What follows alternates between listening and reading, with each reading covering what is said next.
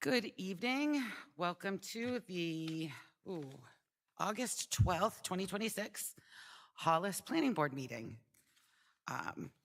We will now call this meeting to order with all of our members in attendance. It's good to see everyone. Thank you for coming out.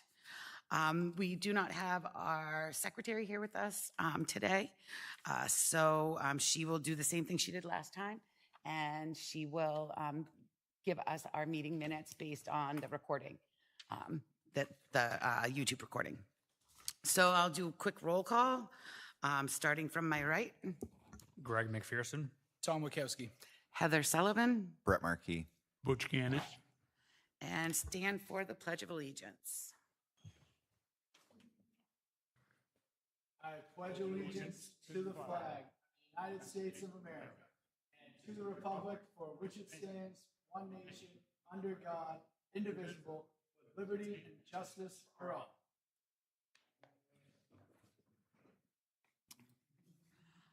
We can roll right into correspondence. I see that we have our what's now become very regular notices from Saco River Corridor Commission.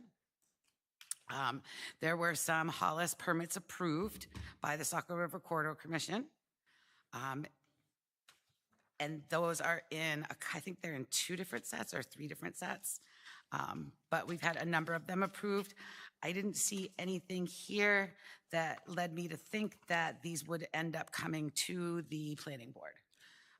Is there anything that you guys want to discuss about these, or do we just put them in our filing cabinet in the event that they come up in the future?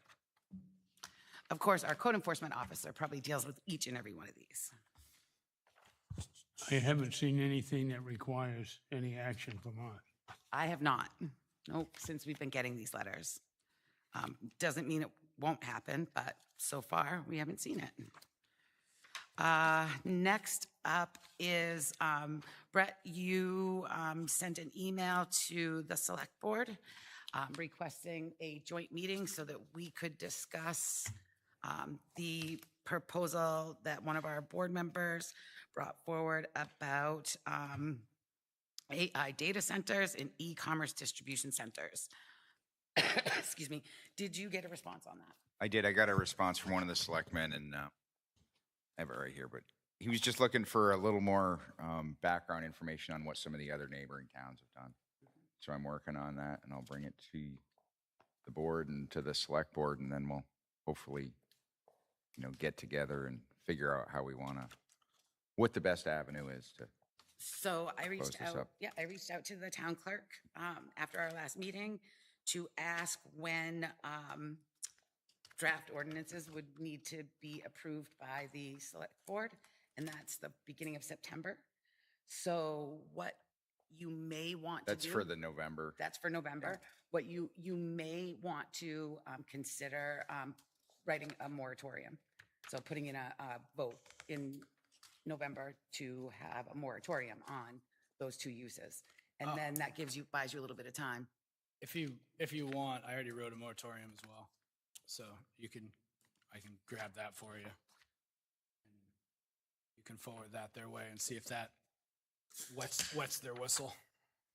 I don't feel that a moratorium like that would be something that planning board would need to have, that would need to own it and have to have A whole bunch. public, We wouldn't need a public whole hearings bunch on. of research. I think Yeah. that a moratorium on something like that could go with, the select board could handle, could take that because it's just a moratorium. Okay. So you might So want to a 6-month or a year-long moratorium, something like that. So I'm not quite sure exactly how, I'm not a huge personal fan of moratoriums, but thought I'd put it out there anyway. Well, it's interesting you say that because there was 1 or 2 towns in my beginning research that have done that, where the select board has issued a moratorium And that's while what I they would do say. further Oh, research. So I don't know that in Hollis, if they could issue I don't think they can issue it. I think it still has to be voted on. Okay. But many of the moratoriums that I've seen are open-ended until the town passes a law different. Or decides not to. Yeah, yeah, exactly. Whatever So the then town the decides. moratorium just kind of stays. I have seen that in a different world. So I'm not sure. Okay. I'll reach back out to him with that idea and see where we get to. Awesome. So it sounds as if a joint meeting is not probably on the table for the next, We're on in the hold near for- future. Okay. I mean, they were receptive to the idea, but Yep, we excellent. do not have a date. All right. We don't have our dance card filled out. All right. I also reached out to Southern Maine Planning to discuss we had a discussion at our last meeting about how we're going to go about incorporating the legislative mandates into our ordinances. And so I reached out to them, and I'm waiting for select board and town manager to approve the contract drafting or the contract, even though Mary got us the grant and the money, I believe, has arrived. We still need town manager and select board just for sake. And I was thinking that one of the things when I was reading over the proposed scope of work, SMPDC, part of the contract would be doing 2 in-person sessions with us. So I was thinking that, we talked about, they're going to look at our ordinances, they're going to make some proposals based on we want the changes that reflect the state requirements only. We don't want to add anything at this point. And then I thought maybe we could have a joint meeting with the select board after they give us those proposed changes. And then they could come in, and then if the select board had questions, it wouldn't be us trying to explain the state law. It would actually be like the experts on it.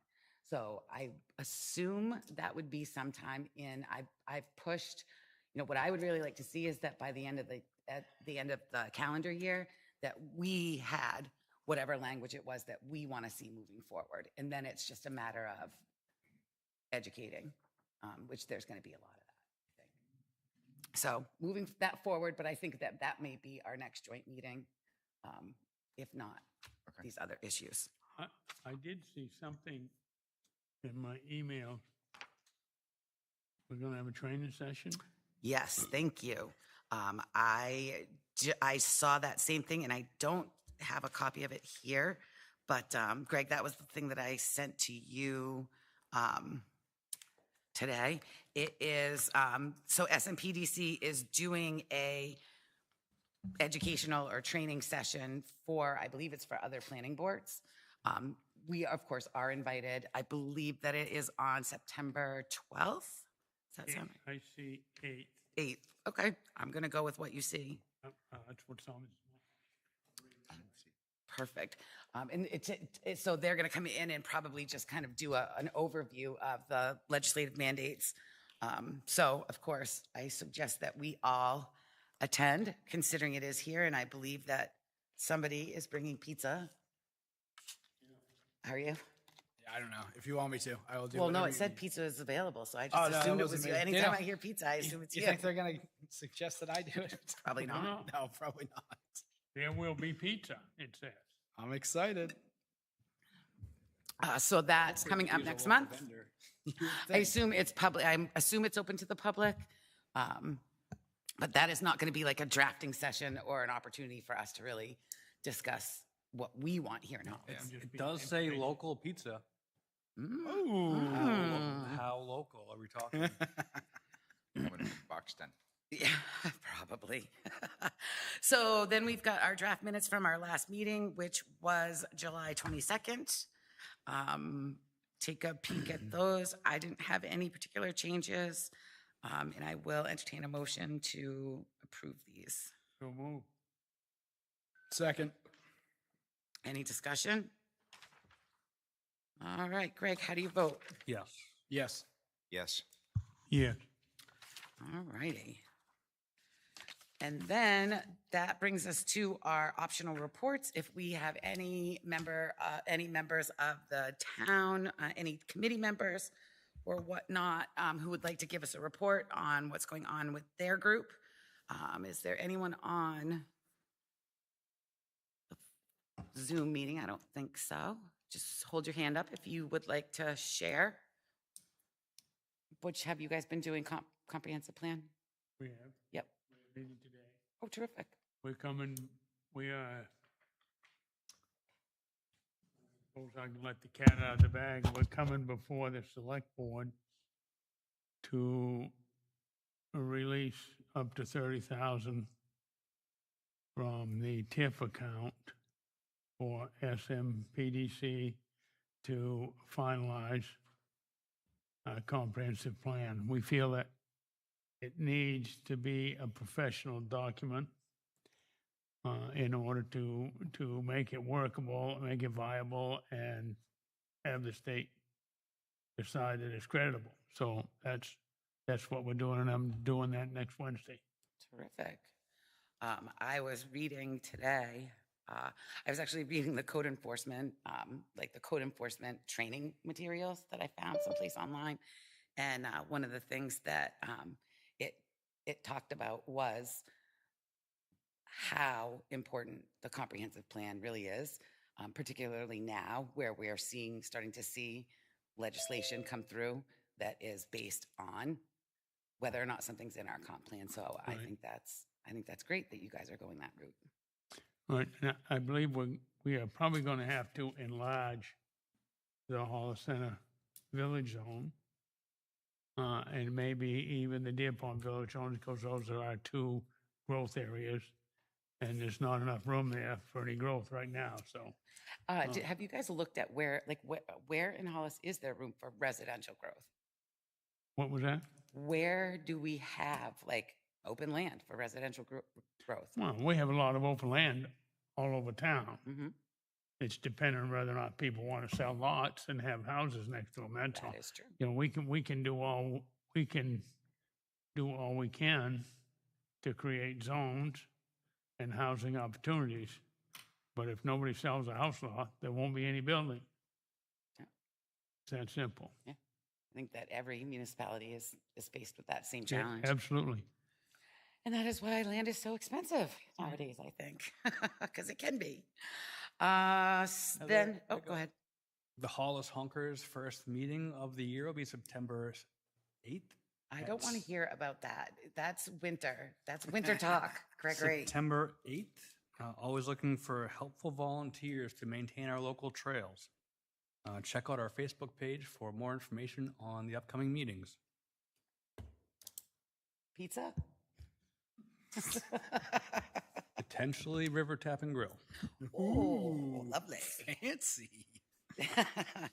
So we can move now on to our old business, which is Talon Estates. We have received our reports from the engineering firm, Civil Consultants, and SMPDC. And I believe since the last time we had the applicant or the representative of the applicant in front of us, I believe that we got former planning board chair's excellent letter, which really spelled out some really important things that I found very helpful as I was going through and reviewing. I've learned more about stormwater management than I think I've ever wanted to know, so appreciate that. So we're gonna talk through these two reports that we've gotten. We also have the fire chief here. So we're gonna get some input from the fire chief directly. We do have a letter that he sent in as well. And then we will also take public comment. So hello. Can you give us a brief overview of Talon Estates and the proposed preliminary plan that we're looking at right now? Certainly. James Lowry with BH2M here on behalf of the Hertel Grandchildren Trust. Talon Estates proposed, as we had laid it out, a 14-lot subdivision within the first phase of the overall project. The property itself is just about 58 acres. There'll be 2 roads proposed that go in and serve the lots within the couple of phases. So As we had originally designed the roads and called them out on the plans, and we're in the process of updating the plans to address the various comments we've got, both from the public hearing when we were last here, including the former planning board members' letter, as well as civil consultants and SMPDC. We're working on some of those, but there are a few items, depending on how you all want to work through things tonight, that, you know, would be excellent to review with the board as we work on getting those plan revisions taken care of. So I think that works well for us. I know I've been through quite a bit of, well, I've been through all of these documents. So I would be comfortable moving into a review of the reports, and you can ask the questions or the items that you are looking for. I will say, though, I know that Chief Young is here, and he does have, he may have to leave. So if you don't mind, I would love to give him the opportunity to share his insight on the fire protection. Certainly. Yeah, and with that, we had proposed an area for a cistern. I have not seen a memo, I guess, or an email that was drafted. I don't know if that could be provided at some point. Yeah, and I think I'll have Chief, if you wouldn't mind, could you do like a more letter, like a more formal letter than the email that you sent? It would be the same thing. That would be awesome. Then we'll just have it. We'll have it for the record. Yeah, I haven't seen, and like I said, we've got an area dedicated for a cistern. Part of our updates are going to be to add some detail on the plan for that, and we will want things that along those lines. So, but I'm happy to relinquish. Awesome, thank you, Chief Young. Good evening. Good evening. So I just want to touch upon the fire protection proposed cistern tank.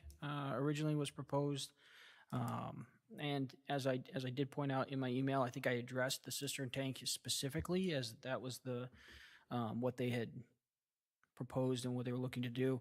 But I will reiterate, I think it's very important to do so, that I very much recommend and would insist on the board considering requiring residential sprinkler systems for each home. It is the gold standard. It's the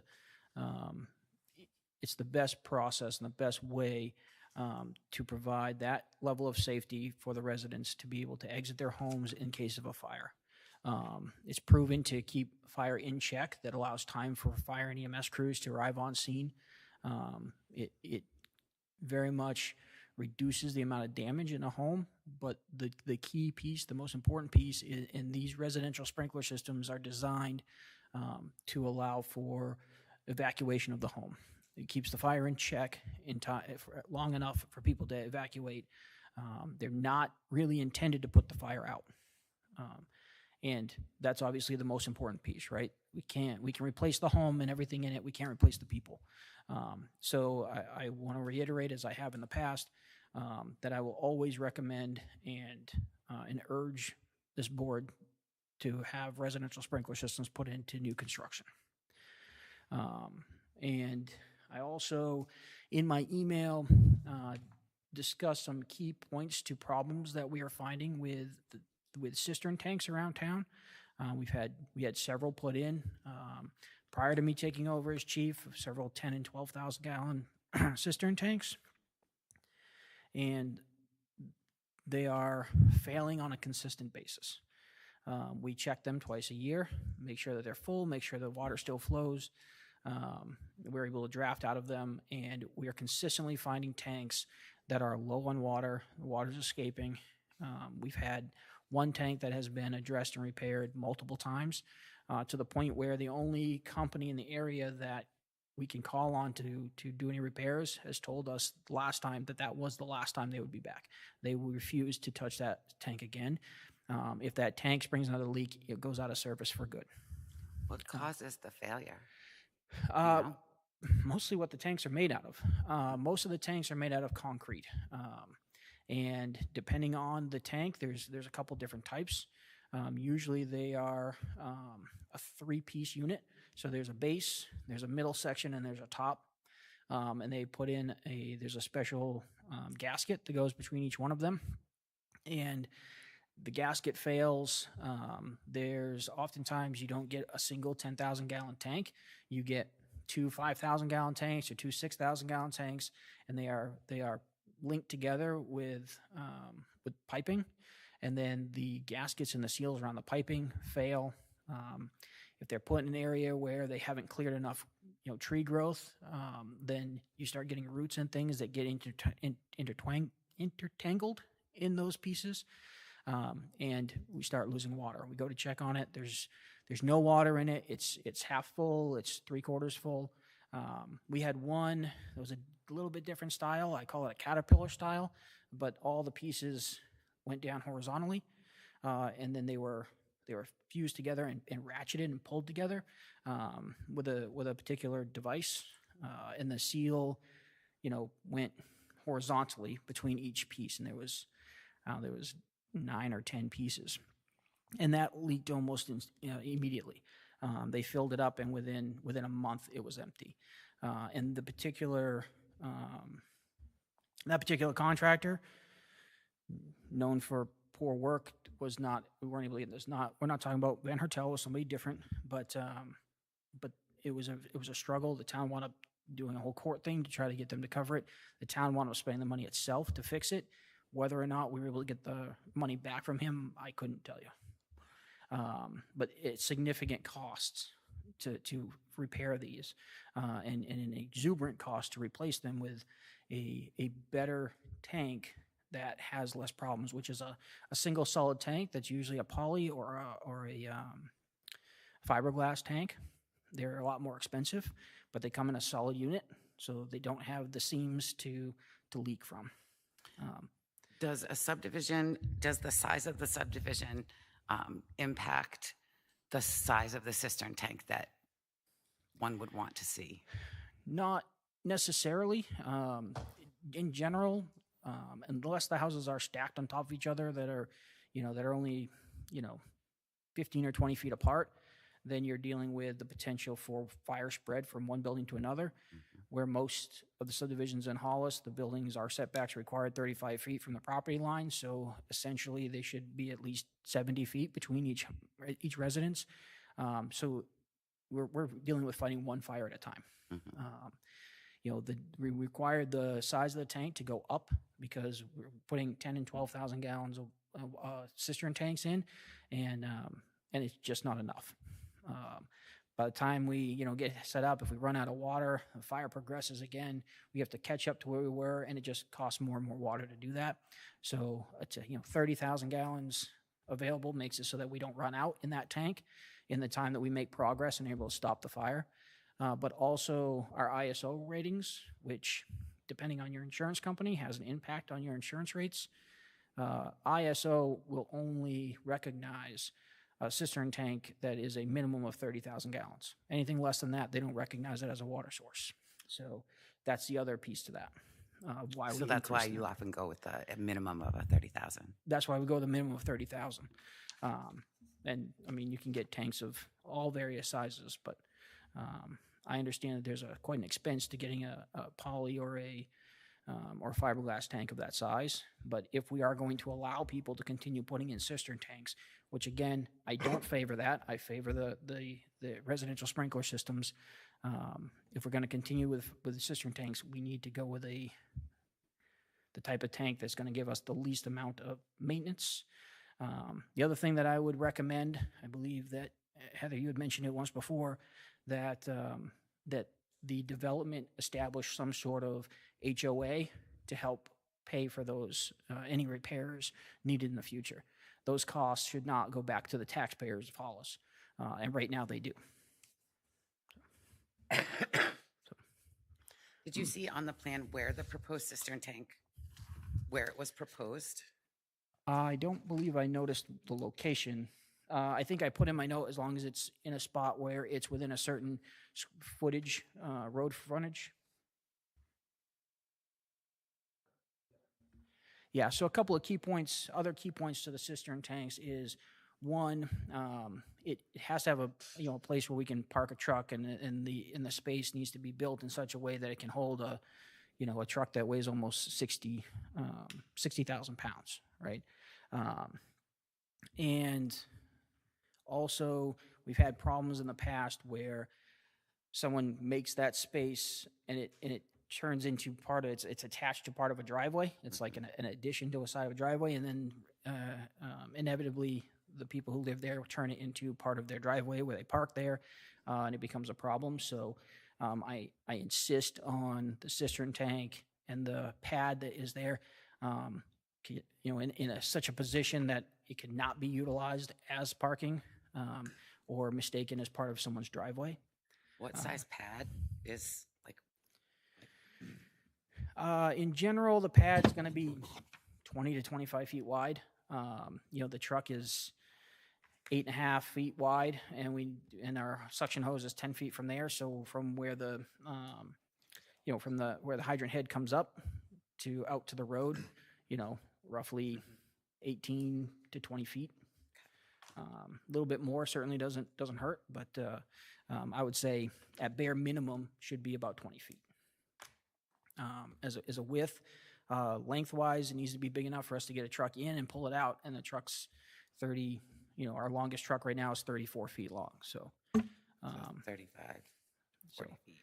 It's got to, I would say, probably 45 to 50 feet long. So it's got to be enough to pull the truck in and be able to pull out without driving over somebody's lawn or off the road. So. And is that a concrete pad, I assume? Usually it's cement. It's built up as the road should be built to withstand the weight, and this pad would be built to the same engineering specs and ideally paved over when the road's paved. And that was my next question. For the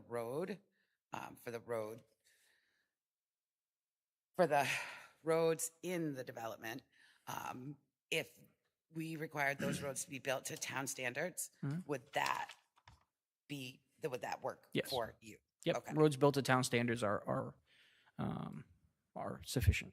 Okay.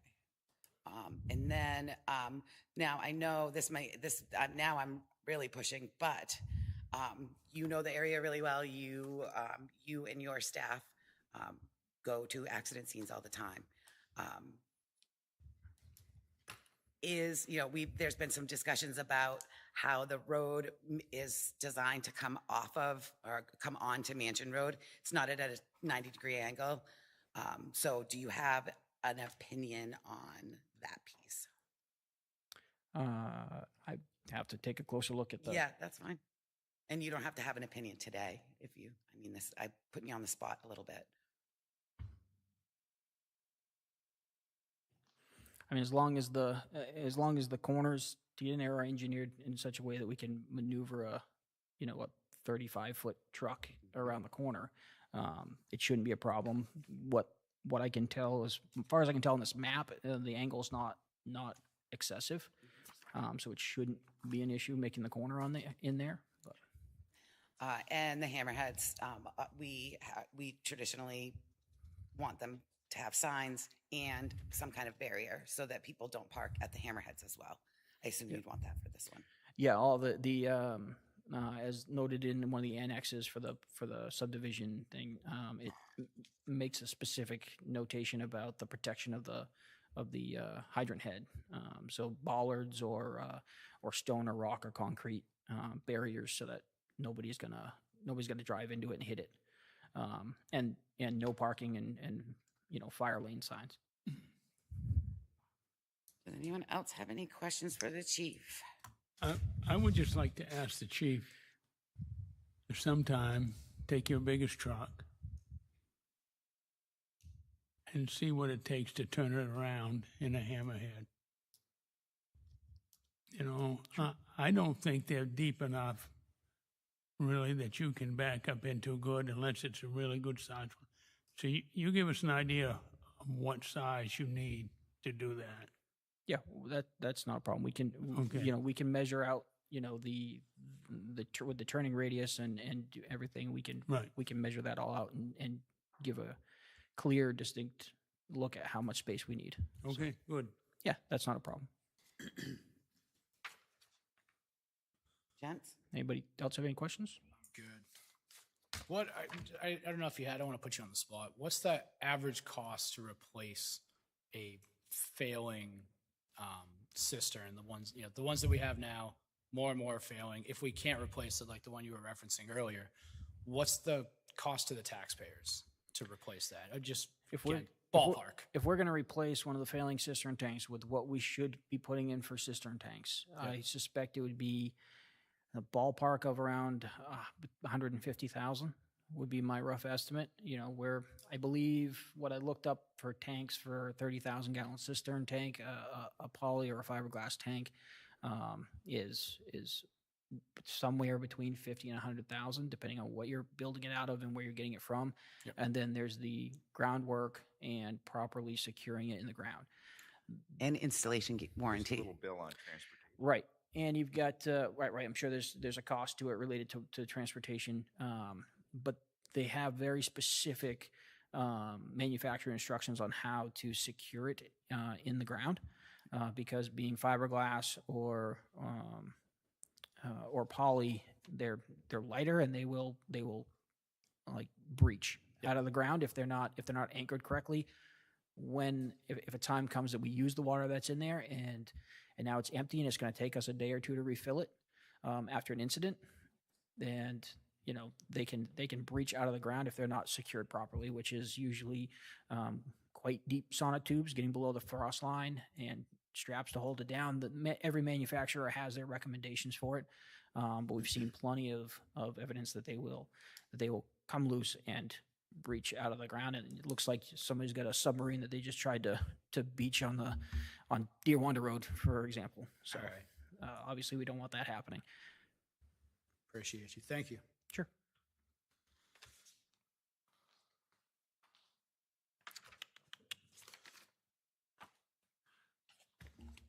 Could I ask a clarifying question while the chief is still here? Yes, of course. So typically, when we work with towns that require sprinklers, we would do a sprinkler instead of a cistern. Is that what you are, inferring? Yes, there would be a sprinkler system in place of a system. Okay, I just wanted to make sure as we go down and I coordinate with the applicant, we weren't talking about both because they both can be expensive. Yeah. No, I mean, historically, we've done sprinklers in subdivisions. I wish I could think of how many years ago, but it was a solid 4, if not 5 years ago. It was shortly after I joined the planning board that we made that push to, switch everybody over to sprinklers instead of cisterns because of the high cost of replacement, the consistency of failing, and the cost getting passed on to the taxpayers from a subdivision that, by and large, they didn't have any part of, which is not I don't think the appropriate way to do business. So I think it makes sense to continue that. I can't see a reason to start allowing cisterns again when we know that it's going to eventually fail, eventually have to be replaced, and we can hope that we can put enough stuff in legal form that will hold the homeowners and the homeowners association or the developer, whoever, accountable. But at the end of the day, it's the town chasing somebody to try to get money back for something that, could have been avoided. Reducing liability for the towns, it's a good thing. And I think sprinklers put that on the correct person instead of, eventually sending it over in the town's lap. But I'd love to hear everybody else's opinion. Currently, our ordinances do allow cisterns, Is that a subdivision reg, or is that in which the which regular? puts the ownership of a fire suppression system, being a cistern, on the subdivider rather than the homeowner that is buying the lot. So I think there's an argument to be made that you could put the cost on that we have cisterns available for a reason. They've always been available for a reason. We haven't changed that ordinance.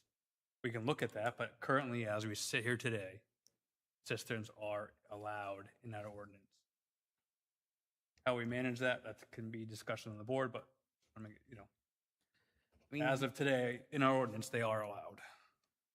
I think that for me, what we were learning about the cisterns, I would want to see a lot more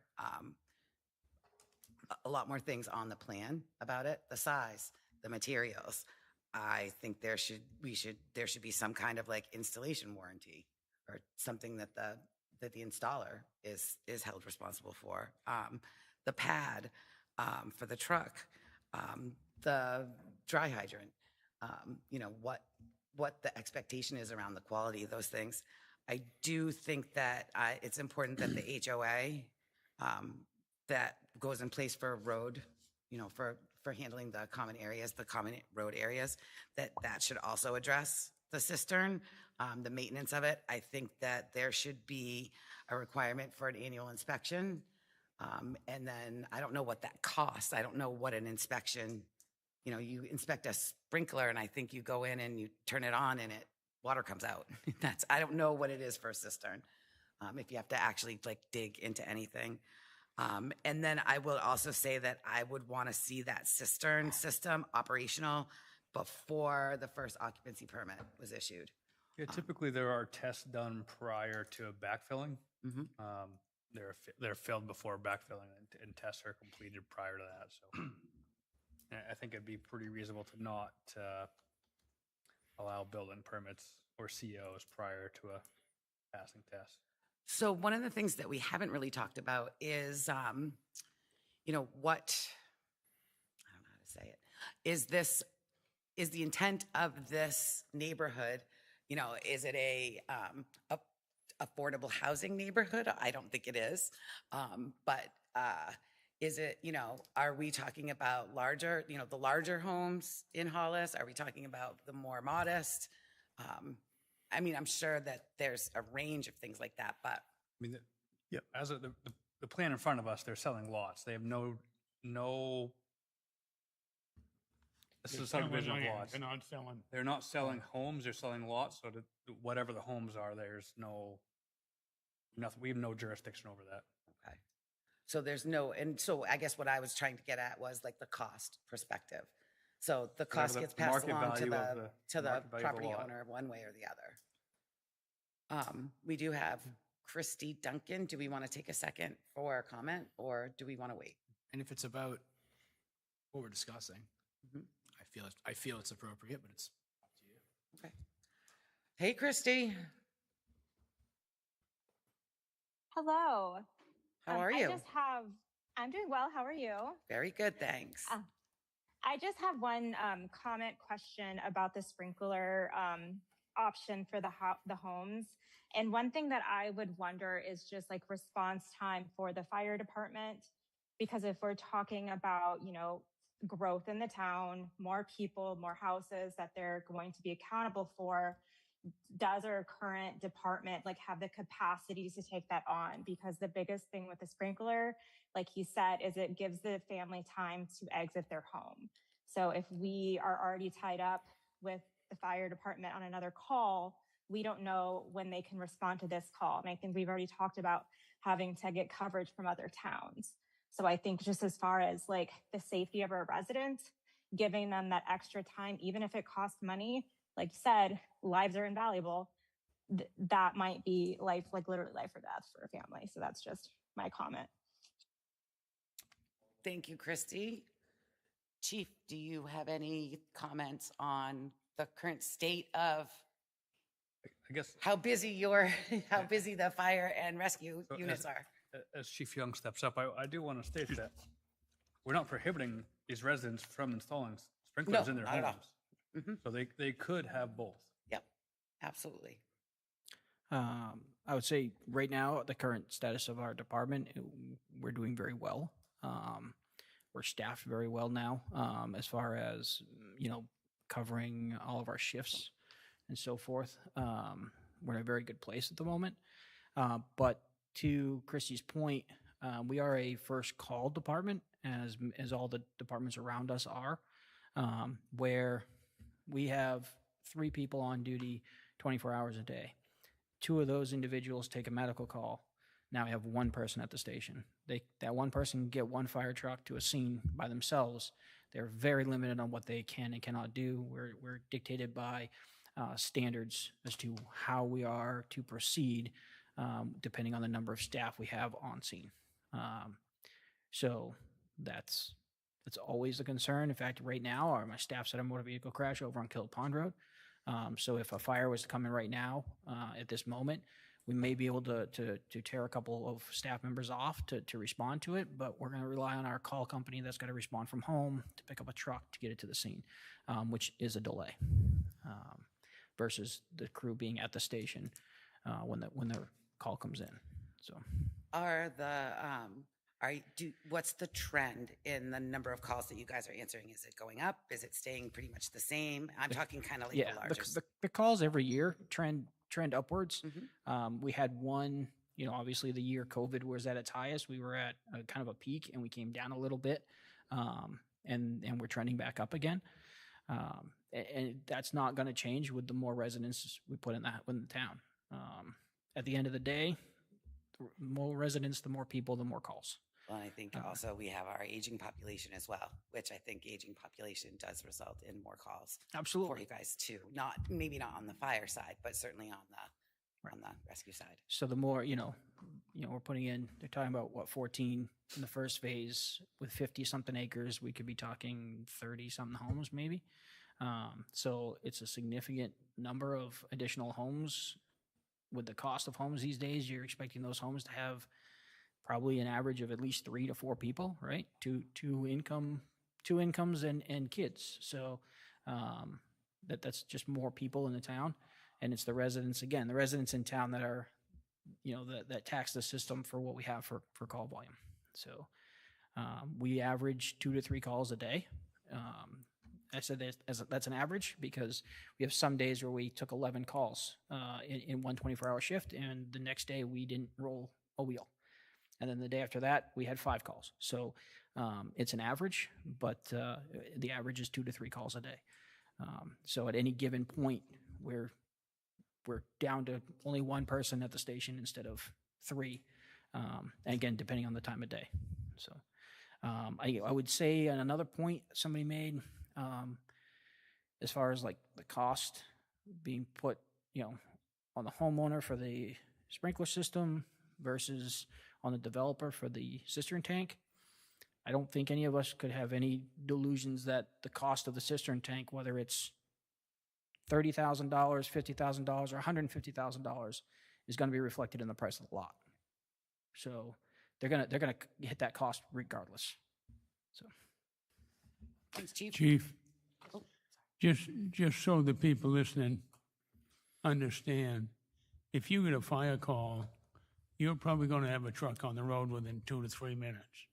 Yes, yeah, we'll have a truck on the road within 2 to 3 minutes, right. and all depending on where you are in town, how long that response will take. But yes, we are staffed at the station 24 hours a day. If we're at full staff, that's 3 people. Most ambulance calls take 2 of those people to the hospital, so we'll have at least 1 truck on the road within 2 minutes of us getting the call. And you have the arrangements with the other towns, right? So that you'll call in. Oh yes, any reported building fire, and this is the same for every community around us. Any reported building fire pulls in automatic mutual aid from the towns around us for engine companies, tank trucks, RIT teams, an extra ambulance, so that we can have the staff there and meet our NFPA standard, which is to have the NFPA standard to have 21 people on scene within 15 minutes. So in order for us to do that, we have to pull in help from around us, just like we have to go and help them when they have an incident. So that's another thing to keep in mind, is that sometimes you guys might be off helping other towns. So that could, how far do we pull from? Are you getting help from Sanford? Are you getting help from? If the incident gets big enough, yes. Yeah. So it depends on what the incident is. Initially, it's our closest surrounding neighbors. We'll pull trucks from Buxton, Standish, Goodwins Mills, Waterboro. Our RIT team comes out of Saco. Our ambulance generally comes out of Leamington. And, that might be our initial response. And then, as the incident progresses and the need for more staff, increases, we pull additional units, and it's a preset run card. We tell the dispatch, go to a second alarm, and they pull the next round, that we've predetermined what they're sending. Thank you so much for coming in and sharing all this with us. I learn more every time you're in here, so really appreciate it. And thank you for what you do for us. All right, so does anyone have anything else? Does anyone have anything else they want to say right now about the fire cistern / sprinklers? I'm good. Yeah. All right, moving on. Do you want to go through that addresses the, do you want to do engineer first? Do you want to do SMPDC first? What works for you? I am happy. I've got both of them right here. All right. Happy to work through either. I think from my perspective, if you don't mind me interjecting on my thoughts. Of course, I don't mind. I think from an engineering standpoint, there were a couple of comments. We discussed it pretty well at the last meeting about the road tying into Mansion and working that into a 90-degree angle and other street road design criteria that are in the ordinance. So we've got that in the works. Oh, great. There were some other comments that notably came out of SMPDC's memo that we just got last week, where I thought it would be beneficial if we had a little bit of a conversation before we finalized those. So, but my notes that I had from civil consultants were with regard to the road at 90 degrees, some of the comments on the access off of the turnaround. One of the things in particular that they had mentioned was putting up a barrier at the end of a turnaround. And I appreciate the concept of that. Do you have your notes numbered on this sheet just so we can follow along and see which ones you're crossing off here by chance? I Or do not? not. Maybe the answer's I no. don't have them listed there. I think there was a note. Yeah, and I apologize, I don't. Okay. Probably, well, if you look at page 3 on the second column where he talks about plan sheet 4. Yep. About 2/3 of the way down, some sort of rail or stone obstruction needs to be at the ends of the hammerhead turnaround. And, I understand where they're coming from there, but I'd love to get the board's feedback, especially an area right down in this area. We have discussed between both myself and Adam Roy a couple of months ago with the ATV Club, and as well as me and the applicant, about providing a form of access off of the road here to anybody that would want to access the trails. And my concern would be, in both areas really, that could be more of a inhibitor to that access, and that, we could certainly note on the plans, no driveways would be a condition when somebody went to pull a building permit, something like that. But just wanted to get the board's thoughts on that comment as we move forward with plan revisions. The other comment that they had mentioned, and again, I don't have it numbered, it's just, there was a reference to a letter from either a well driller or a hydrogeologist, I believe, on water supply. We had talked about the requirement for a nitrate study at the prior meeting, and because of the density of the subdivision, it really didn't meet the provisions for that. But if that was, we had provided a exhibit that showed the prevalence of some fairly good groundwater supplying wells in the area. But if the board were to require something more, I'd like to get that in the works. to be able to do that. In my experience, a subdivision with this number of lots and this size, and the standard withdrawal rate from the groundwater aquifer, in a standard aquifer in Maine, it's not going to be an issue. But, you know, again, I'm not the five of you all that need to vote yes or no on something, so. Typically, we have requested excuse me, a well driller's letter stating that in their professional experience, there would be adequate water in the area.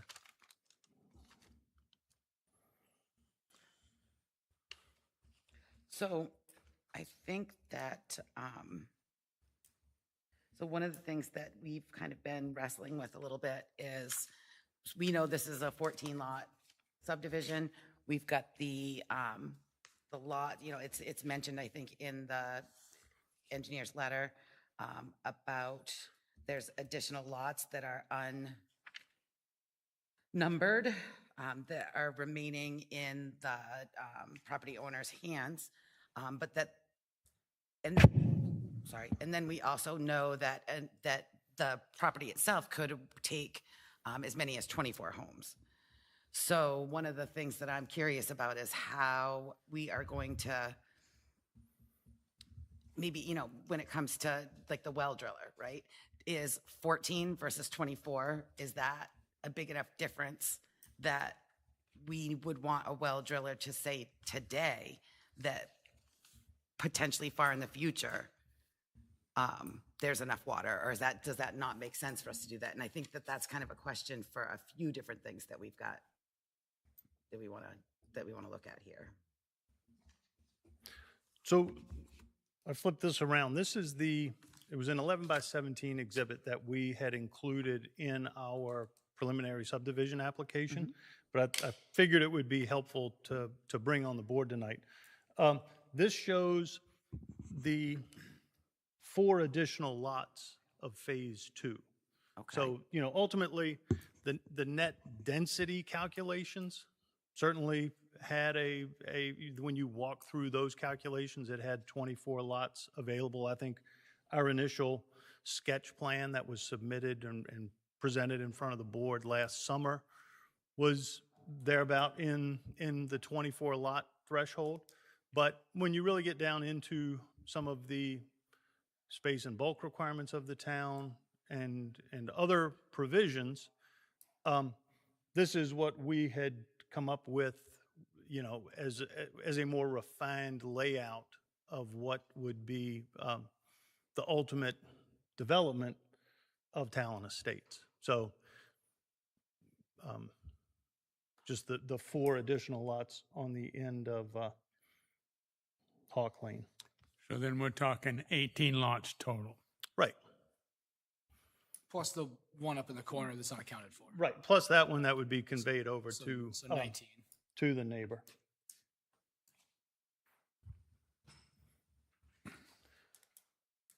And But again, that one is technically is a conveyance to an abutter. But it's a lot. Right, but it doesn't fall into subdivision It's because not part of this conveyed to parcel an any abutter. longer. What's that? It's no longer part of this parcel. If it's conveyed to a butter, it's not I thought that, subdivision. I It's not part of the DSD subdivision. said it should be a numbered lot because it's off the road. But it is, the intent is to convey it to an abutter. So that would not, so that pulls it out, from what I understand, that pulls it out of the subdivision regulations, state subdivision regulations. Is that accurate? I don't think that's how I read. has it been conveyed? It has not, that I know of. You Then know, it- ultimately, then I it's- think it could be. Then it's a lot. Yeah, I think it could be conveyed at any point in time, but we'd want to make sure that it coincided with other lot lines and the. So Right away. both the engineer and I think SMPDC mentioned it too, but I know the engineer did, that any additional development there will pull this into, it's called the state site plan review. So that's something that's I'm not familiar with. And I'm just curious if anyone knows why the engineer, it was almost like set as a warning that, It's on both of them. It is on It's both of them. Page 7 of the SMPDC. oh yeah, and it's also on the Page front 4 page. Bottom of. No, and I'm happy to elaborate Yeah, from that my a main experience site on that. location project review by the state. Yep. And that is cumulative, so that if there was 4 additional lots going on in the future, then that would trigger at that time. The way the state statute reads is that it's 15 or more lots, and this is for single-family residential development. Commercial developments are a different standard, but for single-family residential, it's 15 or more lots on 30 or more acres within a 5-year period, trigger the site location of development. It's where you see a lot of developments in Maine are 14-lot subdivisions because it keeps you below that threshold. And that was the intent with our original 14 lots. And, to the question about this lot here, because it's conveyed to an abutter, that wouldn't count into the state's criteria. That's an aside.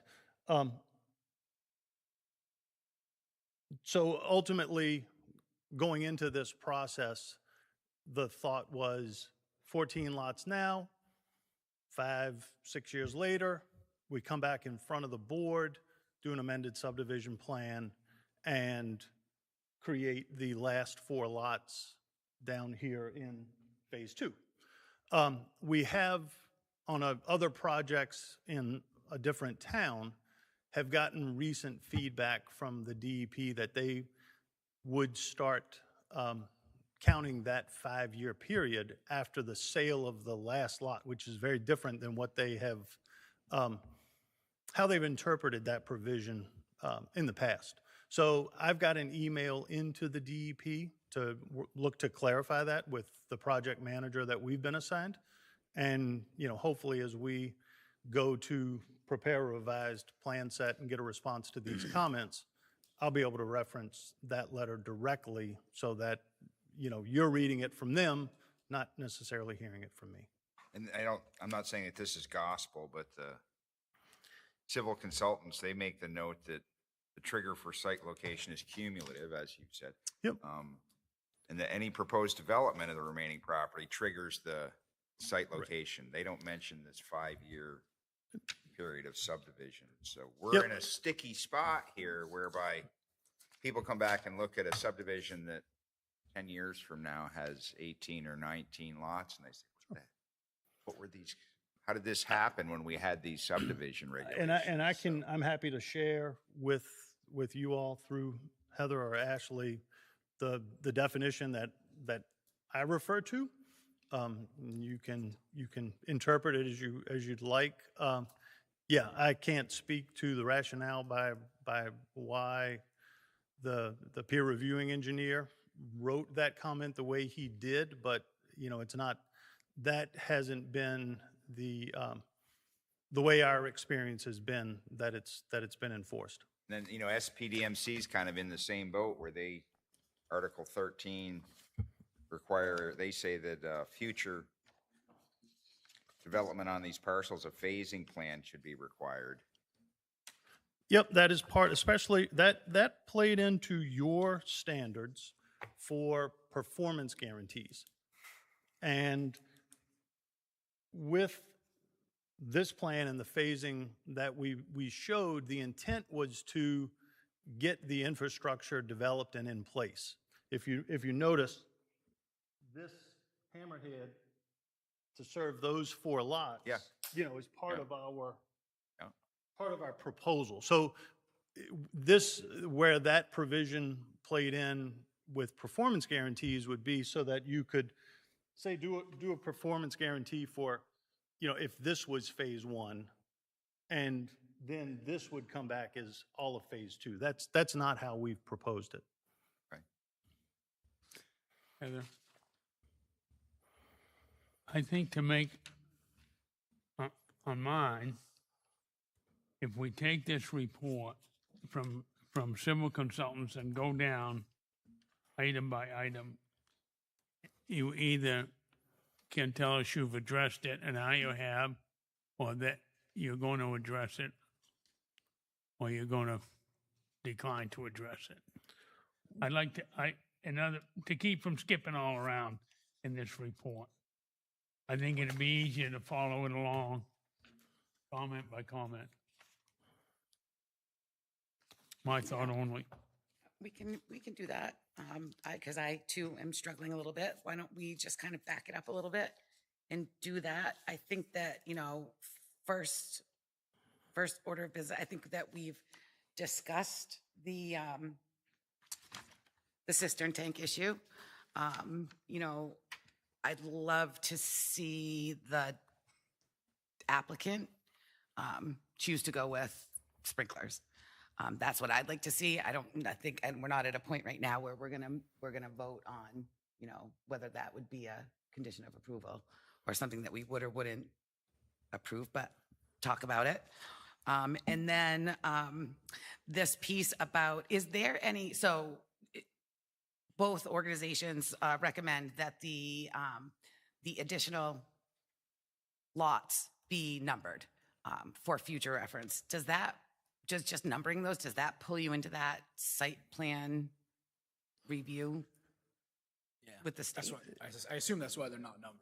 And Yeah, they're not part of the and that's for subdivision. clarity, where these plans are also submitted to the DEP, that would, cloud the issue with them on what they're reviewing.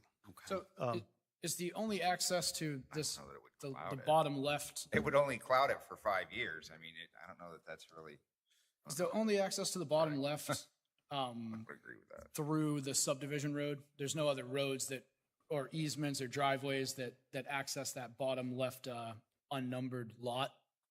Correct. Okay. So there, It's via the Hawk Lane. I understand. There's One the second. CMP corridor Yeah. right through there, there's a trail. and Right. yeah. Other than via snowmobiles or four-wheelers. So realistically, that should be a lot. The only way to get rid of it, only way to get through it is through your subdivision road. I understand that it's not, and I understand why you've left it out. And to number that for local purposes as a lot with a note to course, be right. retained by the Hertel Grandchildren Trust, Right. that But you once Hawk Lane is built, for all intents and purposes, they could apply for a building permit and put a house there. Legally. Right. So that leans towards 15. And again, the same thing falls true for your unnumbered lot in the top left. Legally, you could, after you build Eagle Drive, great names, by the way, legally, they could sell that and put a house there. And that's where I run into an issue with it, respectfully. Sure. If there was some sort of understanding or agreement that that would be a green space thing where it was never developed, then the conversation could be had where it passes the straight face test. Most specifically that bottom right lot, because that's just shy of 500,000 square feet. The better part of, I think you had 4. It could probably hit 5 lots and still meet setbacks. It's a big chunk of land. And like I said, unaccessible by any other way except for through your subdivision. So I guess that's the kind of where I stumble a little bit on the whole thing, is not counting that in a lot. I understand why, you need 14 and not 15. But it respectfully, it just doesn't pass the straight face test as far as not calling it a lot unless there is some sort of notated part on the deed that says this will never be developed. It is green space. It's not a lot. We understand we still own the land, but it's tricky. Well, this is brought to us as phase 1 of phase 2.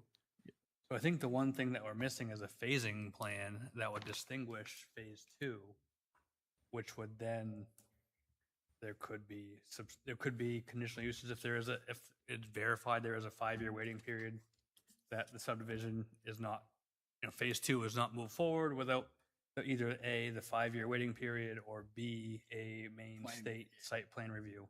Yeah. But I think, maybe a phasing plan is something we're missing, or, I mean, I'm not going to speak for the applicant, but that seems like It seems like a path forward. a path forward, correct? Well, I mean, when you talk lot numbers, I think we talked about it last time. But if it's retained, it's not a lot, like that's. But there's a couple lots there that are 190, over 190,000 square feet, so they could be 2 lots.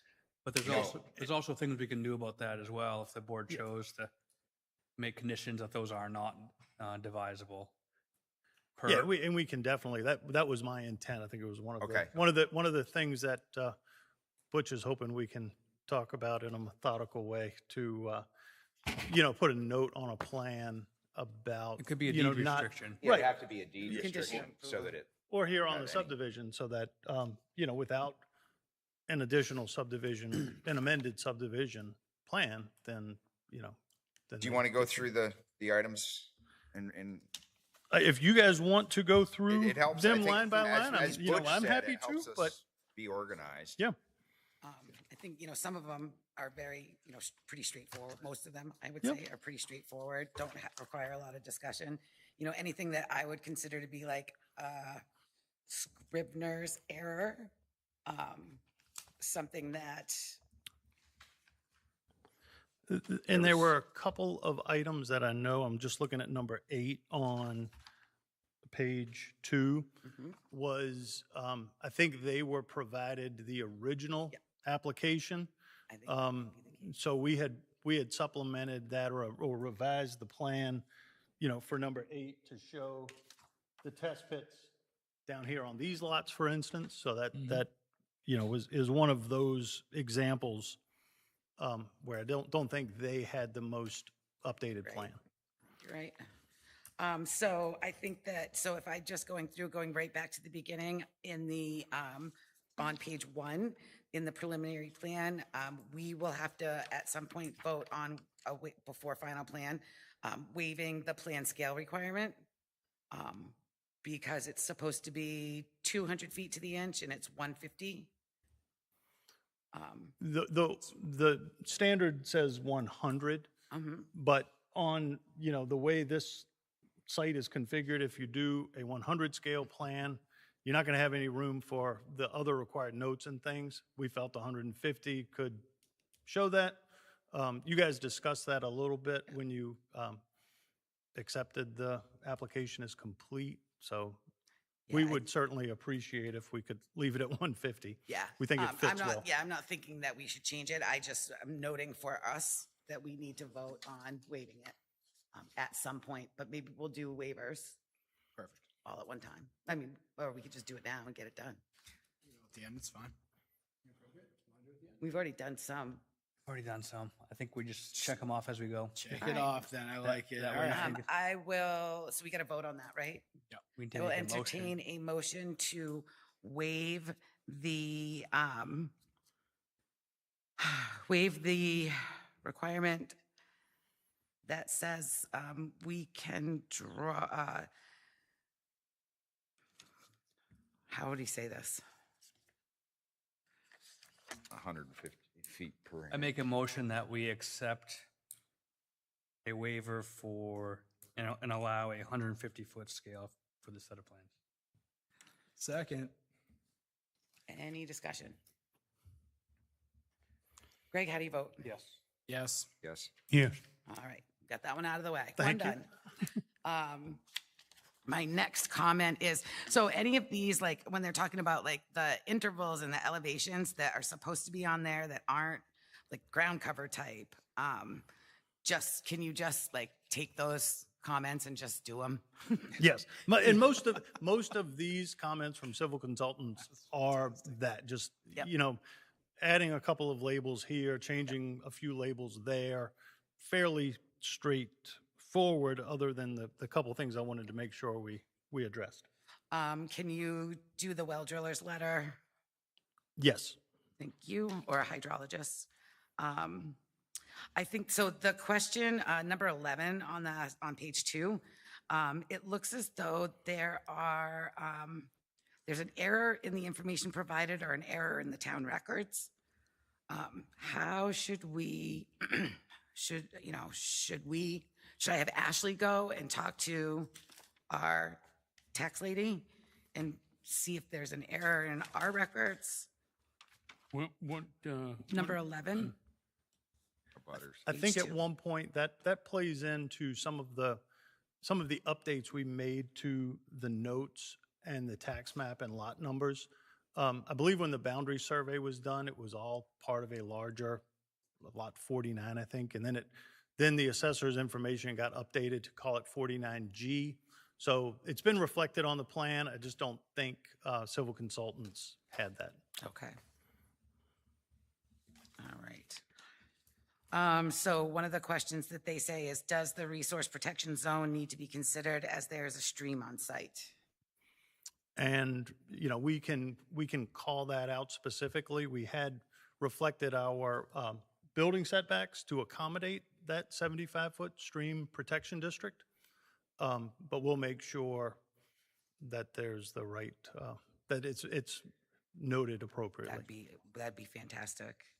And then, the existing stormwater, I think one of the things that we will have to talk about a little bit more is improvements to Mansion Road itself. We haven't really discussed that much. Get there. Yeah, I think that that's one for the next. Let's see. Oh, the snowmobile trail, or the access point that I see under kind of item 15. I'd like to ask about item 6. Oh, okay. Yeah, I just kind of like flipped through those and said, can you just, these ones that are like 6, Okay. 7, just do what they identified. Okay. It's like a checks and it's like an editor almost. So we really haven't come to a conclusion about the additional. Oh, we're gonna talk about either conditions of approval that would somehow identify the lots that are lots but aren't lots, without numbering them, but instead identifying them as excluded or not to be developed, however. Well, certainly the intent is not to leave them undeveloped by all means. We've got Yes. the phase 2 there shown as the 4 phasing plan. lots.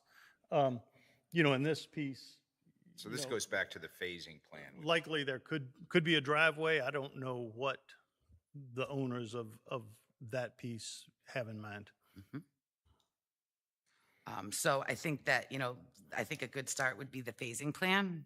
I think maybe that would, that if we could see something written, an actual plan. Address the snowmobile trail. We already gave the waiver for the high-intensity soil survey. So we'll jump back to the phasing plan real quick. Oh, yeah, go ahead. With the phasing plan, something that says that those lots down the bottom can't be developed until that phasing plan is approved and moved forward. Okay. I just want to make sure that was in there because that was kind of the, Well, again, something to that. Yeah. something to that. I like it. Okay. Let's see, the flood zone, same thing with the flood zone, just note it on the subdivision plan. So we will. There's no flood zones in the mapped flood areas by FEMA on the site, and the 20% slopes we can add, RP zone will add. So I've been thinking about the traffic report that we got that was related to the 14 units. Would you be willing to go back to the organization that wrote that and ask them to give you a future look for the additional 4 lots? It's just so that we can ensure that we, are not missing something. Yeah, I think there was a recommendation that we could do a peer review traffic study as well. Should at least least discussed. Well, they provided a traffic study. Right, and one of the recommendations, I think, from SMPDC. On there was 14 to- lots, traffic study on Right, 14. so I'm saying, could we get an addition to that, for like an addendum to that says, if it was 18 lots, this is, this is what would be different. Right. And I think there's a recommendation in here for us to have that study peer reviewed. Traffic study. I read that in one of these. I will. Yeah, I did. I dream. Oh. Take them in order. SMPDC staff also recommends that the planning board require a technical peer review for the road design elements proposed for the project. Isn't that what the engineer did? Roads. Does that satisfy that? I thought there was one on the traffic. That's the roads. Maybe it was. It's kind of the same thing. Well, the traffic study's not ready. Traffic onto. Access controls and traffic impacts, yeah. So it's on page 6 of SMPDC's section 11.11. Peer review. So what would be a peer of the group that provided the traffic study?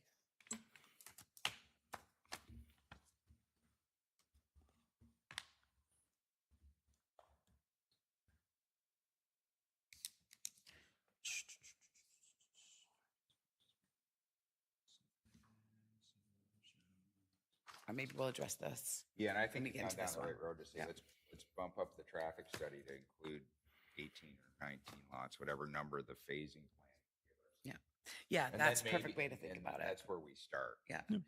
So That's- traffic I'll study- coordinate with our That's the starting point. traffic consultant this week.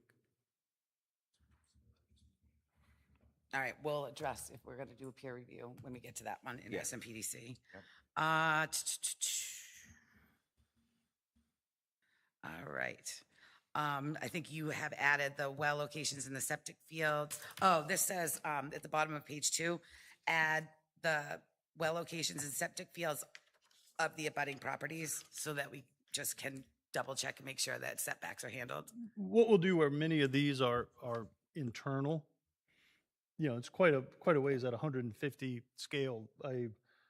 A septic here, is likely about 150 feet off the property line. What's typical is to do a well exclusion zone so that you would show, that there's area to, number one, drop a well within each property. And typically that's not, for lots this size, that's not an issue. But also, say lot 1, we can look at the abutter's lot to see if we can find where that well is and try and.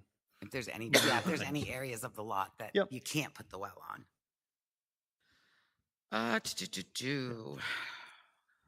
Was there a particular number you were just talking about? That was at the bottom of page 2. Plan specific comments, plan set Yep. sheet 1. Got it. They don't number after that. Got it. I think everything in page 3, I just have these little comments that say, like, if they said, add it, add something, then just add it. Or if they say remove something, just remove it. I didn't see anything in here that was anything more than like a Scrivener's error, I guess. I didn't see anything in here that was questionable in terms of, what adding or removing the language, whatever the engineer recommends. The one thing I would, want to point out to the board, as we work to adjust the location of how the road ties into Mansion Road, it's alluded to at the top of the second column that there may be portions of the right-of-way, portions of the center line of the road that aren't exactly in the center line of the right-of-way. Notably, as we work to bring this in and around, the right-of-way is likely going to be a little wider right here in the front part, but we will make sure we have, where you typically have a 50-foot right-of-way you've got 25 feet from center line to the outer property. We'll make sure that our plan reflects that. Okay. Yeah, if we could get closer to that 90-degree angle, Yep. right away, it would be wider than 50 feet at that end. But I think that would be a fairly, we did get a lot of feedback from residents that, that they're concerned about the driving on Mansion Road, so. There's that statement there that says some sort of rail or stone obstruction needs to be at the end of the hammerhead turnarounds. I don't know that I hold with that. I was literally just saying, I feel like really? that's You know, a little over managing. right. Sign? Micromanaging. What about a sign that says no parking? Well, That's true. certainly no parking Yeah. signs, but the fact that we're going to have the driveway entrance identified and it will not come off the hammerhead is going to take care of that.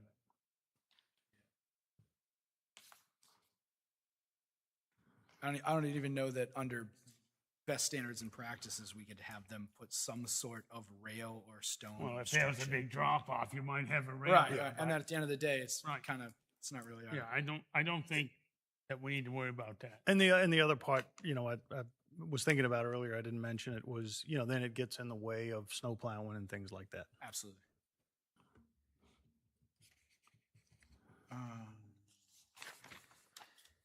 Besides everything else, I don't see anything that really stuck out at me. I do note that,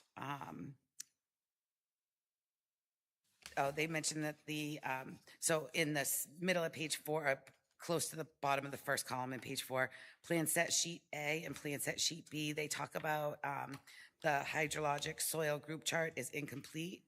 And so they couldn't do detailed calculations and complete their review. I don't think they were provided with the full set of calculations that I think we had provided a couple of copies to the town when we made our submission. I'm not sure if they got those. Ultimately, as we rework the road a little bit in the front, that could change things. And my plan was to go ahead and just forward them an updated copy of that once it's done. That would be perfect. That would be perfect. Before we would do any kind of final approval, you would have an HOA. I would assume a HOA agreement. So we would want to look at that, particularly for the road while it is Right. a private road.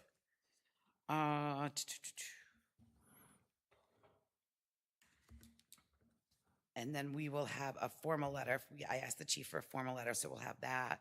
I'm comfortable with the recommendation that the roadway and stormwater improvements have to be complete before occupancy permits.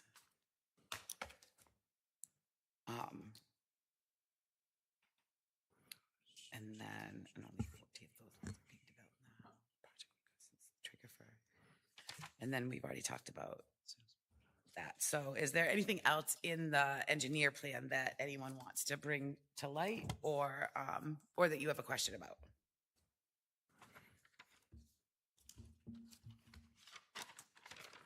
All right, let's move on to SMPDC. I think, we will likely have civil consultants after, you've made the updates and stuff. We will want them to kind of give us an updated report. And I think likely the same is true for SMPDC because I do have some comments just on a few of the things that they've got in here. I don't think that they can characterize this as Constant and Van Hertel's proposal because it's not. And we've had the town attorney has reviewed the trust agreement and does agree that the trust agreement's solid and they are not the developers of this. And then I noted on page 2, they mention a 16-lot single-family subdivision, which, if we put language on the plan that excludes or that phases in those other lots, then it would go, would become a 14-acre again. Or 14-lot subdivision. So this on page 2, this discussion about net residential density, I didn't know that you can. So basically what they're saying is that if you include the phased lots in your calculations, it shouldn't be remaining land. Yeah,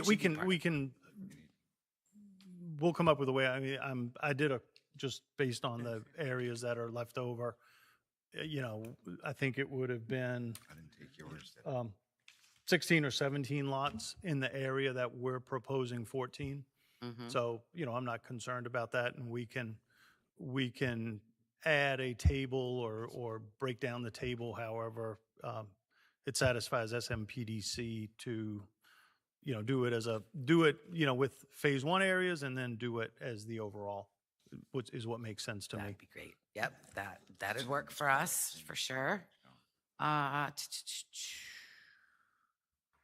there's just some, setbacks, street frontage, proposed street frontage for each lot should be on the plan, space and bulk should be on the plan.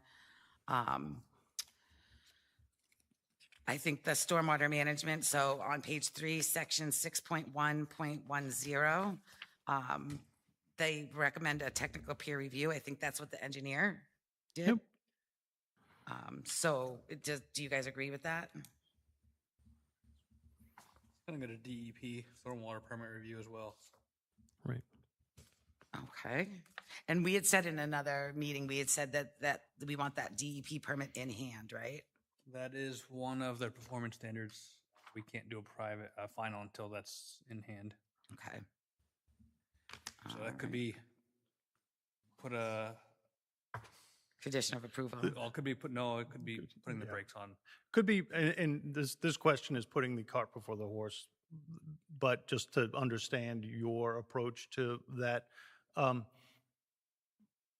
Familiar with a lot of towns that won't give a final approval until that DEP approval is in hand.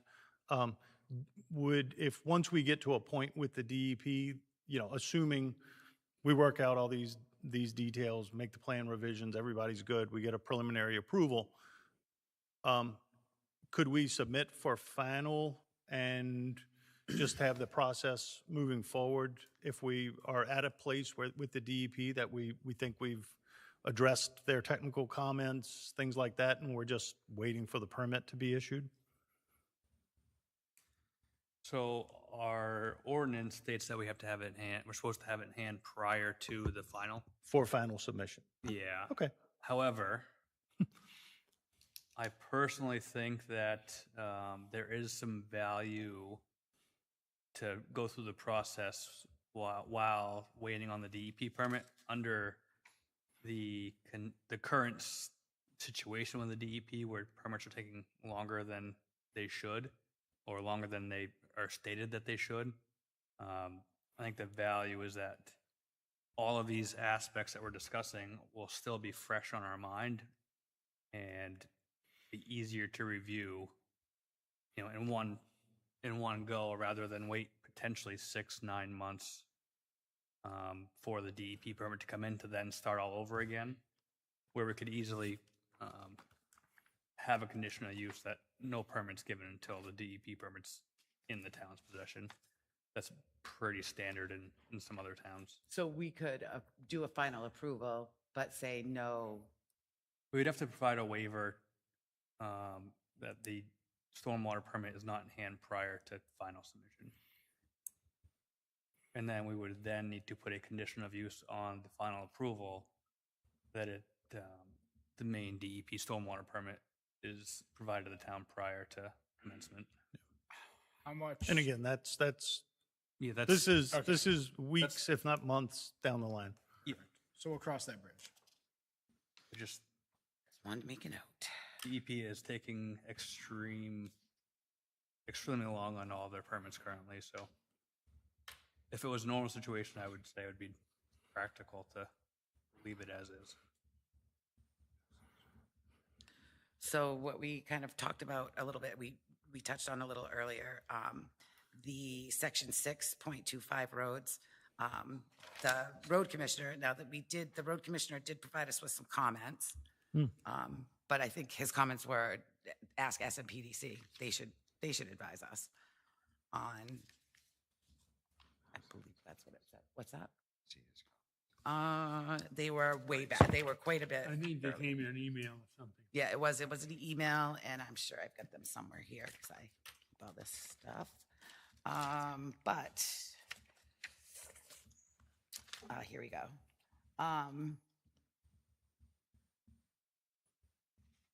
Robert Hanson.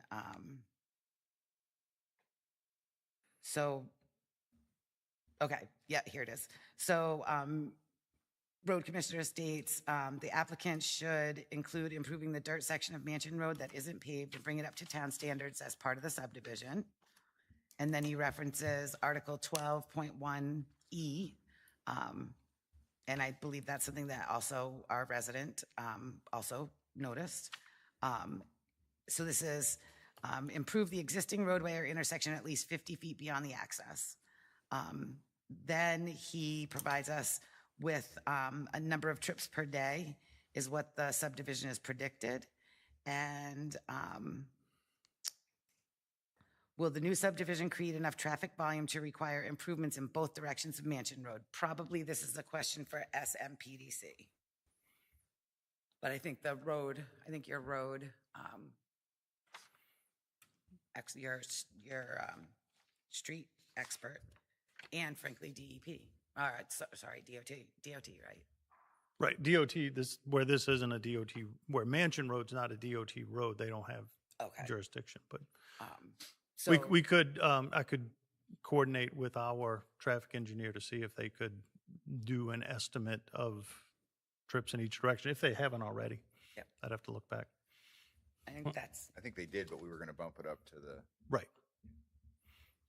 Could you also forward me his email too, please? sure can.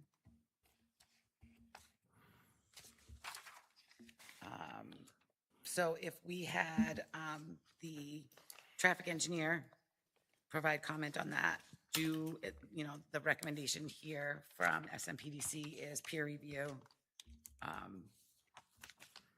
Do we want to bring in? I think we wait for the reports, and then the peer review would be a review of the report, right? Okay. Well, I would imagine civil consultants address the entryway onto the Mansion Road. And the fact that we do require Mansion Road to be improved up past the entrance to the subdivision. 50 feet. I think 50 feet, yeah. So that, from my perspective, then that is, that the engineer, that CNC, that I'd be comfortable with having them be that peer review. Then there's on page 4, there's the statement about it's unclear whether there's a shoreland overlay. That would be the Stream Protection District. That's the only one noted on your map. RPZ, okay. And you're going to add that? Mhm. Okay. So the hydrogeologic assessment, we have to determine if it should be submitted for review in accordance with section 7.2B21. I don't necessarily have that right in front of me. So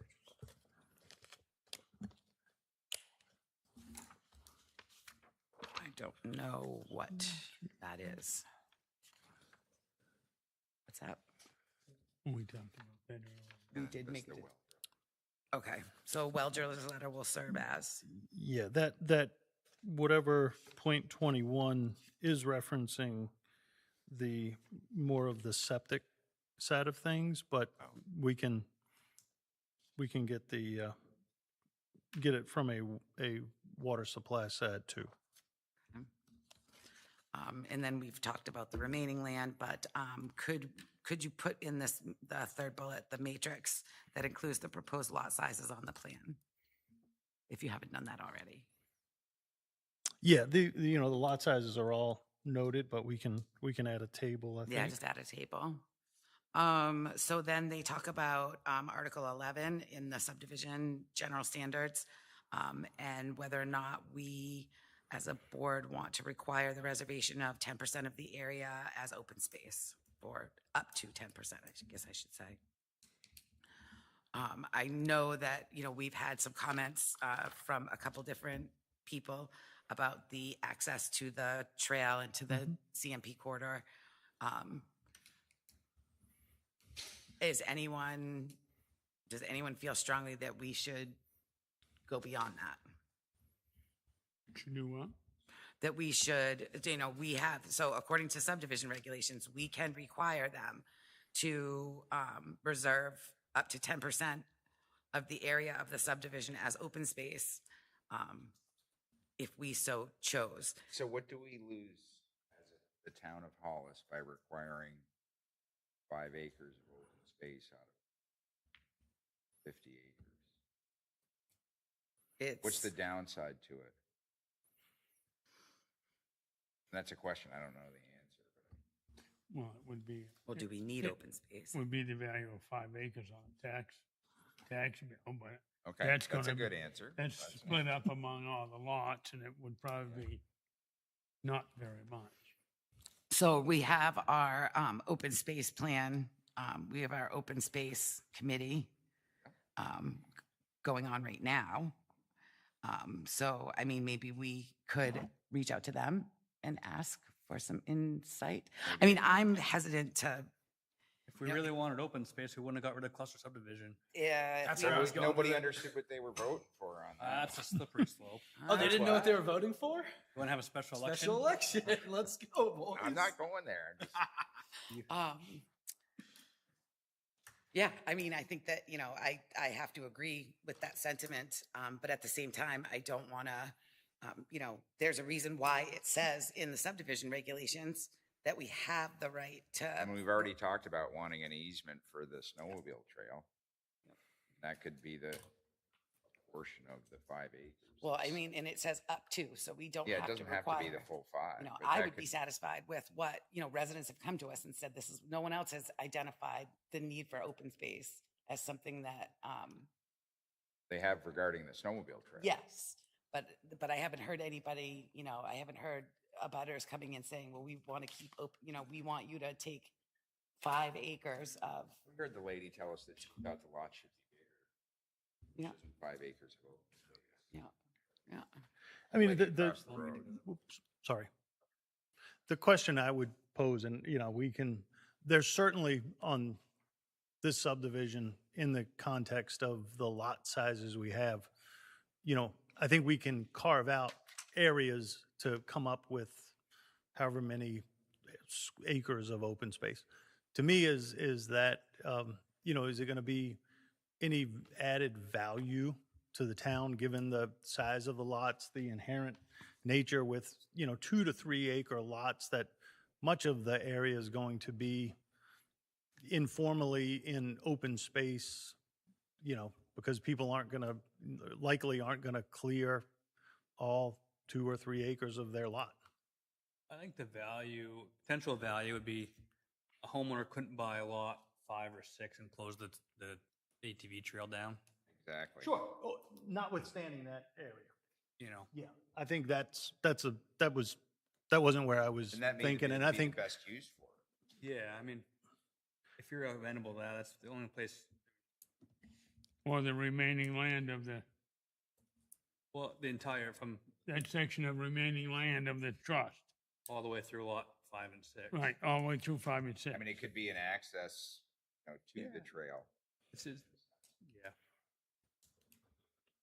That would be the only benefit to the town that I could see, is having some sort of guarantee, something that we could, continue to use that. Because without Well, that, open space it could be just for the benefit of the people in the subdivision. It doesn't have to be for the benefit of the town. but And I don't know. My point is, if if you were insistent on requiring something, that's what my opinion would be to require. Refer to the open. Yeah, we can ask the question. Just ask the question. make the recommend, I mean, this is And I what think- we came up with. And I think that this begs to, you know, when we're looking at the subdivision regulations and whether or not we want to, instead of making it, you can ask for this, maybe we want to decide if we want subdivisions to have open, you know, all subdivisions to have open space. And whether or not that 10% is the right percentage. I don't know. Well, I think those two lots, 5 and 6, there's enough square footage here. They could take out enough open space to get that trail in. Okay? You can take And the still space have from a- that. you can Still have a legal lot size. You could have a little corridor through that one as well. So you've got a little. And the developer could always choose to make a payment in lieu of putting open space in, into a municipal open space or rec land acquisition fund. So they have that option. That's real? It's written right here. Yep, written right here.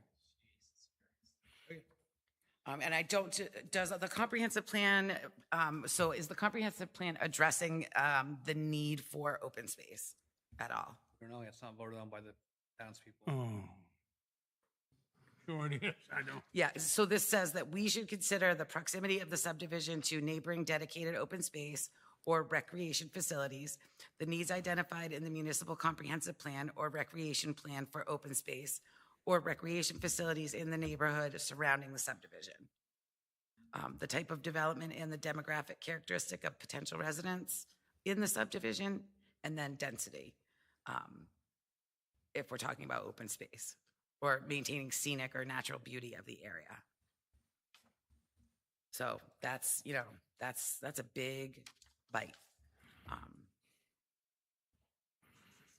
Sounds And- like preserving the ATV trails falls Yeah. right in that. Yep. Is that, Seems like the best bet. is that ATV without that- trail or snowmobile trail Yes. or both? Both. Oh, okay. And without that access, the trail shut down. Right. So I think to make some open space that includes all of that trail and call it good. I think they've been amenable to that. Yep. I don't Yeah, know. whether, I think when I originally talked about it with Josh, trustee of the trust, you know, we were thinking of formalizing it in some regard, whether it was open space or an easement, but if, That'd be huge. you know, either are, because right now, no formal easement is out there. Yeah, So, but you get an easement, then you gotta have somebody, you gotta get a lawyer involved, and you're blocking my It's gonna easement, whatever. That's okay. They can do that. And then it's forever enshrined in an easement, and this will be a Open space is subdivision, forever and Right. too. subdivision coming to town and preserving. If it was put in open Instead space, of- it would be. One of the difficult Touchable. parts of the snowmobile club is with subdivisions are trails being shut down because of people buying land that has historically been a trail. New owner comes in, and then I don't want, not in my backyard, and then a lot of access is lost that way, so. Do we have a preference for open space versus easement? Or An just the easement- an e- developer? An easement, enshrines it, Who does the easement go to? Is public easement. that a thing? To the yeah, town. we'd have to, I don't know, the entity, is I'm not there a sure, legal yeah. Isn't that entity open of the space? snowmobile club? What's that? Does the snowmobile ATV club have a legal entity associated with it? Yeah, but what happens if that goes away for some reason? Or But maybe- an open maybe space, Talk to the open space. Plan or the concept. Open space Open with. space is permanent. with language in the HOA docs that it's permitted, the ATV multi-use trail is to remain on. Right. That could be the workaround. Yep. I think that, Great. if I remember correctly, I'm looking to the audience, open space cannot be closed. And once it's open permanently. So and then you don't have to give an easement to anyone, so you don't have to worry about anything going away. Right, and as long as it's in the HOA docs that it's allowable. And on the deed. Or on the. Yeah, because plans. many open space provisions are, pretty much no clearing, no doing much of anything through them. Recreation only. Right. And passive recreation. Although I do think we want to have it say that trail, Yeah. that access to the trail. All Don't righty. forget to join your local club, Yes. September 8th, 7 p.m. Said River Tap? We've got, so I don't think there are any identified historical or archaeological sites, or anything identified in the comp plan, or by main critical areas program as rare and irreplaceable natural areas. We covered the. Nope. They're not numbered, but that is the last bullet on page 4. Yeah, I have a hard stop at 9 o'clock. Okay. Page 5, the first bullet on page 5, provide assurances that the existing wetlands will remain protected during and after construction of the proposed subdivision infrastructure and single-family homes. I'm not sure how the applicant can assure protection of builders that are doing the actual homes.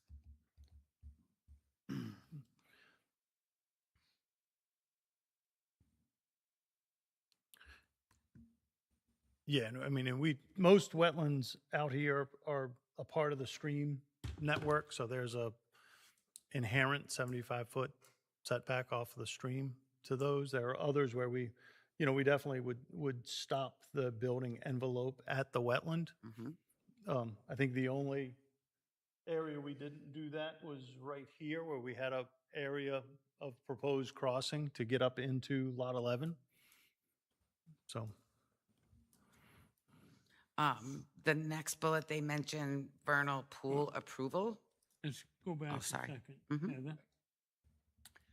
The code enforcement officer would enforce the fact that, he could require built fence or whatever for construction, Yep, that, so I mean, it could be addressed okay. through the code office. So then we will make that a condition of approval and include on the plan. That's a standard condition that we have. Oh, great. The next one down, Ashley had asked me to provide, we had talked about it, I think, at the last meeting, and I had provided her just, via email offline, the vernal pool forms. So But what are they saying? They have to be approved? typically you send them in to IFNW just for their review. Are you planning on doing that? Yeah, I think they've been Okay. submitted. So when you get the approval? Sometimes yeah. Okay.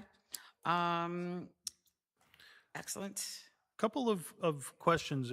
Did I hear there's a hard stop, or is just Greg having to take off? We usually do a hard stop at 9, but we want to give you as much possible input, and we do want to get input from our residents that have been sitting here all night. There was a couple of comments that they had made, in particular, I guess they're back over on page 6. One was a reference to underground utilities. The ordinance language didn't specifically state that utilities have to be underground. We're proposing overhead utilities into the site. Overhead utilities are in the area. There was a provision that, I guess if underground utilities are going to be done, they've got to be installed prior to when the gravel base is done. But You stated you were going to use overhead correct. on your plan. Yes. Correct. And I just, as we craft our response to this, I wanted to have that discussion with the board to make sure there was no, strong objection to overhead power and overhead utilities. I've got no strong objection. Yeah, I think that second paragraph, if you have underground utilities, then go ahead and read that paragraph. It says you need to have them in before you build your road. Makes sense. And that's how I read it, but. Right. 11.4B. So they're saying this is a required standard, but I don't ever remember S&PDC is saying that underground is a required standard in our subdivision. No, But I never in recall that. accordance, I think it says, in accordance with 11.4.b. Yep. In the regulation, underground utilities shall be installed prior to the installation of the final grade Mhm. of the road. Doesn't say it has to be underground utilities. It just says if it is, the installation has to be completed before you finalize the road. Yeah, That's, so 11.4B, it literally just says utilities. The size, type, and location of public utilities such as streetlights, electricity, telephones, gas lines, fire hydrant, et cetera, shall be approved by the board and installed in accordance with local practice. B, what they're referencing, it just says underground utilities shall be installed prior to the installation of the final gravel base of the road. I don't think it's requiring that they use, Right. I don't believe. I mean, That you can makes check it with, That's just common sense. yeah, I think Yeah. I'm going to ask them to re-review that and take that out because I don't want to give the impression that, we talk about. We'll be providing I guess, a response to that, okay. you know, in our interpretation and, you know, Do we, understanding the board's, you know, informal take on it, I appreciate. do we, because we're right below it, 11.5, required improvements. The following improvements are required for all subdivisions unless waived by the board in accordance with provisions of these regulations. A is monuments, and we've touched on this a long time ago. Yeah. Long time ago. The board may require stone monuments to be set for the corner angle points, stone monuments, it gets into that. So just add it to the list, and we technically have to do a waiver if we're not going to require stone monuments. So just throw that on the list of stuff. I always like stone monuments on the corner. I love stone Not monuments. of every lot, just on the corner of the subdivision. Or the corner of the property. I think in the past. Do you I have think that's do you have that proposed on yours? We do have some proposed, perfect. So that's, you know, just enough where they are there at certain key points. yeah. In the past, I think that's what we've done is just all the, not individual lots, but the big ones on the Right, corners. right. So you can get a reference point if you need to go in there and do something. Yep. Right. They're a whole lot easier or harder to disturb. Yeah. The last thing that I had on SMPDCs was the comment at the top of page 7 about sidewalks should be provided. Did a little research into the road standards. It was section 12.2.K. I wrote that one down. That sidewalks are required in the urban compact area. I wasn't aware that this was. If, you know, if it is, let me know. But that ultimately was the question I wanted to ask before we finalize our road right through there. I'm pretty sure our comprehensive plan says no sidewalks, but Yeah. I mean, this is a 24-foot it says no stretch. sidewalks. No, it does not say no sidewalk. I thought it did. A Not comprehensive anymore. plan? Maybe it does now. Yes. Well, we only have one comprehensive plan. Well, that's true. That's true. Nothing has been voted on for what, how many years? 20. We also don't have any sidewalks besides the one going over the bridge into Buxton. So Yeah, well, that sidewalks does- to nowhere are always a dangerous thing.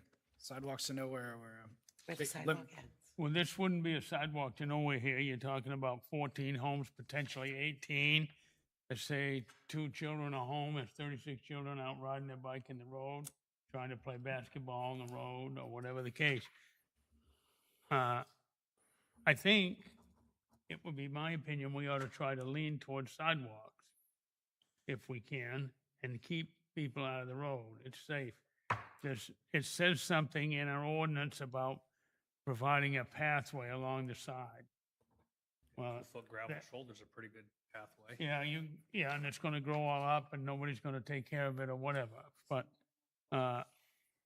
it's my recommendation that we require sidewalks. Is there anything, what in the subdivision regulations gives us the right to require them? Does it say it anywhere? Oh, I don't know, I don't have it memorized, but No, I know. I'll research them and see. Back to you on that one, it sounds like. Well, you gotta start somewhere. We don't have any in town now. And I agree, a sidewalk, it goes in front of one house, doesn't amount to much, but you're talking about a pretty good sized development here. I think there might be some state level stuff about sidewalks to nowhere. Maybe some what? Some state level, But you're talking 34 to 36 kids. Yeah. a possibility at some point. I'm fairly certain we've crossed this bridge before, and I don't know that we had the authority to require sidewalks in a subdivision. And I absolutely appreciate that we should start somewhere, but Especially a private road. I just know it's a substantial cost, and it's not going to be sure, no problem, we'll just toss them in real quick. They're going to show us exactly where you are allowed to require. And we need to have, if we're going to require sidewalks, we need to have 6-whatever that says we can require sidewalks to defend our choice. Because otherwise, rightfully so, they're going to go, hey, thanks for the suggestion. We appreciate it. We love kids too, but we're not spending $100,000 on sidewalks. I think the place to start would be subdivision ordinance Yeah. review. Absolutely. And we can update the subdivision ordinance without a huge battle. So that would definitely be something on the list for. Fine. I'm on record.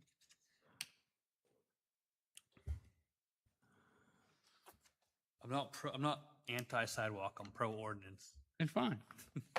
I have no problem with it. Yeah, we don't have an urban compact area that I'm aware of. And that is the only time that we shall install sidewalks.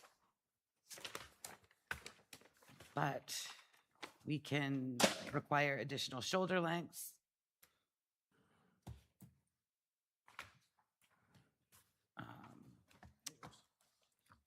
Yeah, so we can do it, paved shoulder widths for low and medium volume streets in Hollis Center Zone, North Hollis Village, and the West Buxton Village Zone shall be a minimum of 2 feet on either side. So this doesn't qualify.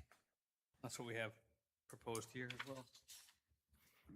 Okay. Yeah, we've got. So no side, we'll look, everybody do a little research and we'll look and see. We'll table sidewalks for right now. And we're gonna do the phasing plan for this last one. Road Commissioner approval and Department of Public Works. This project requires approval from the Road Commissioner and Department of Public Works. Have they even looked at what the town of Hollis is? Because we don't have a public works. Yeah, I didn't think so. So that's something I'm gonna definitely have. There's been a few errors in this Yep. report, unfortunately. Yep. We have civil engineering, construction, and traffic elements be peer reviewed. That's it. Do you have any more questions? No, I made sure I the got my, important ones. my big takeaways that I was looking for out of you guys, so I appreciate the feedback. No problem. I would, just in the interest of time, I would like to open up the meeting to public comment. If any members of the public would like to share their input on this project. Oh, hello. And thank you. Well, you're welcome. My name is Paul Mator. I'm a resident of the town of Hollis. Awesome meeting. You got a lot done tonight. My comments, it's kind of a moving target, so I may be duplicative in some places in these. I have a prepared thing, and I've got a memorandum for your digestion. Big picture, stepping way back from what was going on tonight, I think that there are still outstanding issues with the identity of the applicant. The sketch plan, I can find nowhere in the record where this was acknowledged. Maybe it was brought up in a meeting that I missed. The sketch plan was submitted by Van Hertel Sr. And then the property changed hands. And then, so the preliminary plan was under the Grandchildren Trust. So the Grandchildren's Trust do not have an approved sketch plan. I don't know if did you confirm with legal if a sketch plan is a transferable thing, or because there's information in the sketch plan that applies to the applicant and that no longer applies to the applicant. So that's an outstanding question that I would suggest that you run by legal to find out if the sketch plan is a transferable right.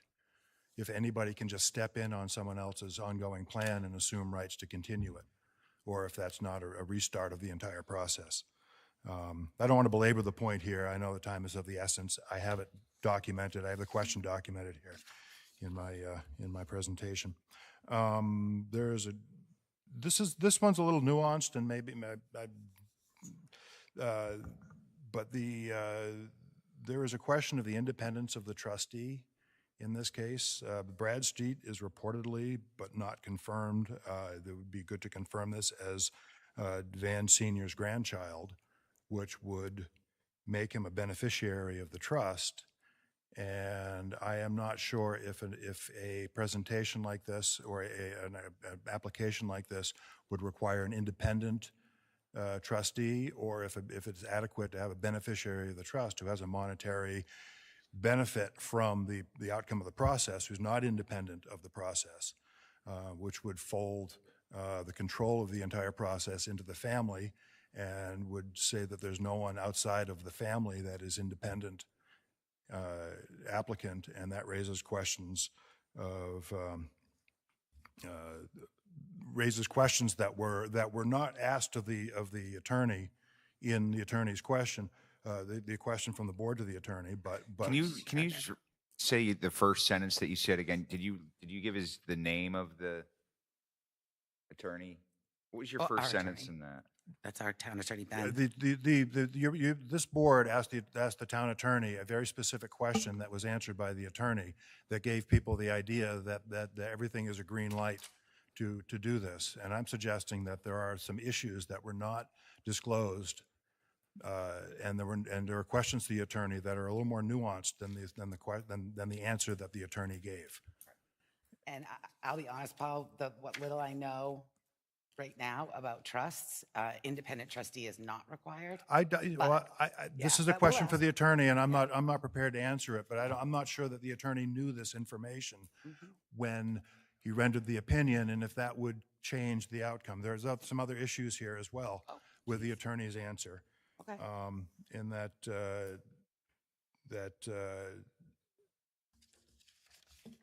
the attorney's statement is that Mr. Hertel Sr. cannot direct the trust, only a trustee can.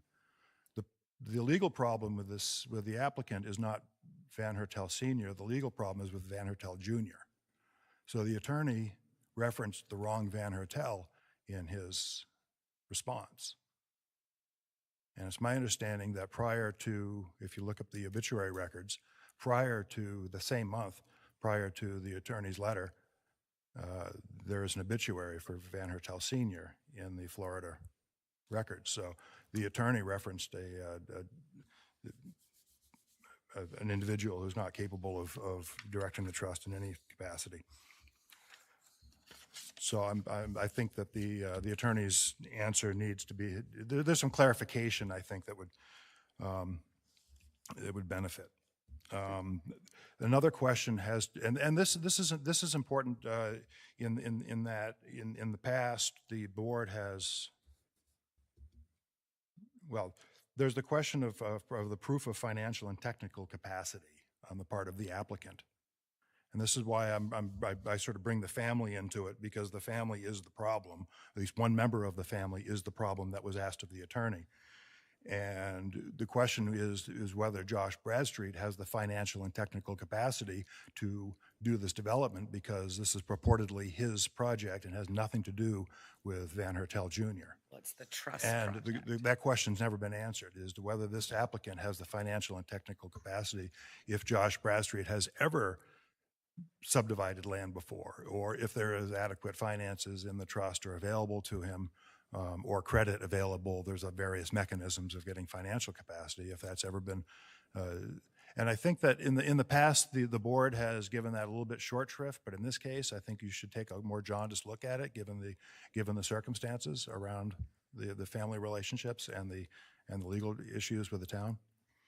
To answer that quick question, Paul, that was a waiver back in the original to provide the cost estimate and the bonding capacity at the final plan review. Right, I saw that, and I don't know that I think that waiver, it may be misplaced in that to have the cost of that would help answer the question of whether there's financial capacity, which you need to judge on. That's not an optional thing. That is, there is an item that you need to. It wasn't a waiver to exclude it, it was just to perform that at final. Right, but in order to determine the financial capacity, you should be doing that at this stage. So It'd be nice to know what the cost is and how much finance is required to pull this off. So that's How could you perform a cost performance analysis without a finalized, I'm just finalized? saying you need to judge on the financial and technical capacity of the applicant that's before you, and not bring any other members of the family who may be advising the trust on this. That's crossing the line, and that's an unknown thing. And we're can the trust hire technical expertise if they don't have it? yes, they can. Okay. Yes, they can. But and then okay. the applicant, if the applicant has never done a subdivision before and has no concept of what subdividing land is about, that question's never been asked. So a resume, evidence of prior subdivision work, a bond that's been released favorably in favor of this specific applicant, things like that would help answer that question more affirmatively than just. Are you saying, Paul? Are you saying, Paul, that if he has never developed land before, that he can't develop land now? No, I'm not saying that he can't. I'm just saying that you need to be satisfied that this applicant has the financial and technical capacity separate from, that includes all disclosed advisors to this applicant. But if you could perform a bond, if you could provide a bond to the town, wouldn't that satisfy that? Yes, I'm just saying that you need to satisfy yourselves of this, and this is I would put this on heightened alert that there are other circumstances around this that I wouldn't just pass this off as being something that is Are we looking at this applicant because they have the wrong last name? No. I'm saying that the applicant has a family member who is the specific question to the attorney was whether this applicant can stand in front of the board because of the outstanding consent agreement to the town with the town, and there are. Please just consider what I have to say in my write-up, and consider running this by the attorney again with a little more information available to the attorney is all I'm saying, because the attorney did not answer the right question. The attorney gave a patently wrong answer, that it referred to the wrong individual. So you don't have the advice of the attorney to rely on. That's all I'm saying. And so if you Well, do you have the consent agreement by any chance? Do you have a copy of that? it's available from the town. I have copies of it in my records. Okay. It's Tommy, will you look for the consent agreement? Because I think you FOIA request probably have. and that has some specific language in it that reaches out broader than just this individual doing subdivision work. It has to do with related companies and other things that the attorney might. The attorney's answer is so sparse. It's hard to find the logic that went into it, and to see that what was considered in preparing that answer. I'll leave that there. Engineering issues that neither of these two reviews addressed. The pavement, section 12.1F, requires paved private roads, no exception. The applicant's design is gravel. That was never discussed. So that needs to be decided before you send the engineer back to redesign. They should know whether it's paved or not. 12.1F. 12.1.F. All right, perfect. Thank you. I believe is correct. Everything I say stands for verification. The two entrance threshold, I think it came up that there was a 400 vehicle per day threshold for traffic. There's also a 200 vehicle per day threshold for traffic. If you break the 200 vehicle a day threshold, you need 2 roads going in.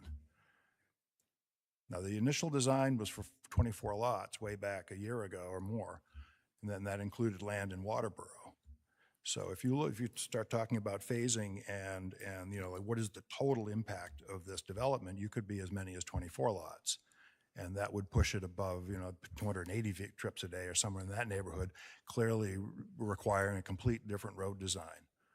So either the subdivision gets capped and it can't be expanded further past the 200, and it has to be on a plan, a deed, and everything saying that this is it, or it needs to be accounted for that there may need to be a second road in there and provisions need to be made for it. Exactly. But that second road wouldn't be required until the next phase. Second road would not be required, but provisions in the phase plan would need to be in place if the Because the only way the anticipated. second road's going to show up is if it goes through lot 1, unless they're buying out of. Yeah, it's not a. You'd have to design it in now if you wanted to Right. plan Yeah, on a you're not second And road. then, And so that the would, original plan was Van Hertel, and now, you know, that the Waterboro land was not sold to the Grandchildren's Trust. So I'm not sure how we can, that land, so what the original basis was land owned by Van Hertel in Waterboro and in Hollis. Now we've got land owned by Grandchildren's Trust in Hollis only, nothing in Waterboro. So I'm not sure if we can still tie that whole. That's why you get the traffic study for with the phasing plan, which tells you. Right, but is it a traffic study with a phasing plan for 24, or is it a traffic study with a phasing plan for 18? Because the Grandchildren's Trust only have enough property for 18. 18, once they say they're not going to subdivide the certain lots and. So I would suggest that this lot that's to be transferred has not been transferred, therefore it's not exempt. It would have to actually be transferred. You can't just declare intent. And that's because that's not a restriction on the lot. That has not, you can declare intent and then not do it. It's just like Tommy said, I could buy that lot and put a house there. And this lot could also be used to access maybe another half dozen lots in Waterboro, which would clearly push the traffic impact above the 200 threshold. So there may be a restriction on this lot that is purportedly not part of the subdivision to say you cannot use that for access to a development lot on adjacent properties because that would exceed the traffic capacity of the design. So it's not punitive, it's just a design constraint of the road. So be very careful about how you count your lots, and that this lot is a lot for traffic impact, because even though you may not be counting it, and I do think that in conversations with assessors and other, these lots should be numbered. Even though it's exempt from the subdivision, whatever that really means, it is a lot that the tax assessor needs to know what it is. It needs to have a designation. It can't just be a phantom block of land with no designation. It needs to have identity. And if that triggers DEP, that's not your problem. Agreed. And you do not need to conspire to defeat DEP's regulations. You don't need to be part of that. Still don't understand why. Is it just because of how long it would take? What's that? Why you try to avoid DEP? The 14 lot thing? Yeah. 14, it just adds a second layer. It's the same reason people don't build trailer parks with 10 water supply, 10 units on one water supply. It's just a bunch of extra paperwork. So they're avoiding the extra paperwork by doing 14 instead of 15, or the correct number. Carry on. Yep, I'm wrapping it up here. On Mansion Road, the road commissioner confirmed the improvement obligation under 12.1.E, and that was not addressed by either reviewer, that Mansion Road would need to be brought up to the standard of this road, the same way we did on Talon Estates way over years ago. They had to bring that Nathan Smith Road up, so there is a precedent for that. Meaning you got to pave Mansion Road all the way out. Well, Robbie said maybe go both ways. He left that open. He said, you know, at least the one way, and traffic goes both ways. The logic would say It's 50 feet in each that you direction. can't tell the traffic to he's not not use saying the dirt 50. road. You're not saying 50 feet. No, you're all saying the way. All the way. You have to have access Yeah, consistent. I'm just trying to get it clear on the record. That, Yeah. Yeah. Yeah, that was the ruling in Talon and the Talon Estates. 50 feet's just going to be. It's not 50, so it's 50 feet past the opening. So they'd have to pave up to the opening of the road where the road's going to be, and then 50 feet past it. That's what Town Estates did. That's what has been in place forever. It's a matter of the argument or the question or the lawyer, whoever decides it, is if they pave both sides, both entrances, the long way and the short way, or if they just pave the short way. Regardless, 50 feet past the entrance must be paved. So that's whether the town has the ability to say, yes, you have to pave both, or we say, yes, you can pave one, that's way above, respectfully, our pay grade. All right, but the way, at some point, Mansion Road is going to need to be paved if this 100%. if this pattern continues. And And are we going to pay for it, or is the subdivider? it's the obligation of the developers to take care of the infrastructure development. That's correct. Planning 101. And the outstanding agency review, the DEP and Army Corps of Engineers looking at wetland, those reviews are still open. Please don't approve ahead of them. Wait for those to come in. You don't know what they're going to say and what's going to be involved. And, the idea that you would approve something as complete, pending it being complete, is a little bit ridiculous. So, Yeah, I was wait for things to be in. Without having their reports. I was just thinking that we would approve before they actually issue the final license or whatever it is, that the permit. Right, and they're going to help you interpret the lot count. They're going to have thoughts on that. That's enough for tonight. I've got. I'll leave this with you, and I can send So it. you have a You're gonna send copy that for it? Copy for us? I have one copy for you. I can send. I'll Just send send it by Ashley. I'll email. send Ashley Thank you. We are well over our time. an email version tomorrow. Thank you for your diligence, Paul. Yep. We appreciate it. I Appreciate took a lot of notes there in the end. So please do forward. Yeah, I'll take it right now. I love to read these. I love to read your writing. All right, so we are over our time. If we very quickly, what do we do? Plan for next meeting? We have no new business. Plan for next meeting. I think, do we just continue to have this discussion at our next meeting? I don't think that we're done. If you want to take the comments that you've gotten so far and put together start working on updating the plan, and then maybe giving us a update. If it's not our next meeting, you can drive that bus if you want. If 2 weeks is too soon, just let Ashley know, and we'll push it off for a month. Yeah, especially with potentially enlisting the help of both traffic engineer and whether a well driller or a hydrogeologist on those items. I don't have as much control over their schedules.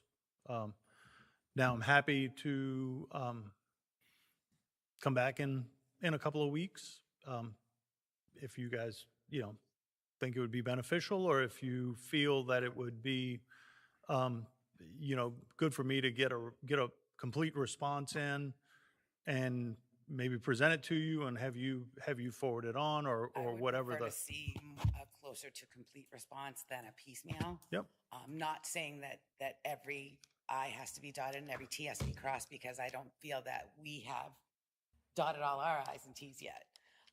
So, maybe why don't we say the first meeting in September, our first meeting in September. So that would be the second Wednesday of September. Would that work? So I am going to be out of town that week. We So can I push did it. know that. So, but I think, I mean, ultimately, I think if I were to get something into you and then that gets off to civil consultants or Yep. whomever, That's actually, that could give a little bit of time for them to take a look at it. that would work. Yep. That would Did, work. did we talk about a nitrate study from the We did leach fields? before. We had before and determined that the density of the subdivision, it was a lower density, more square foot per lot than I think it was an 80,000 square foot threshold for your nitrate.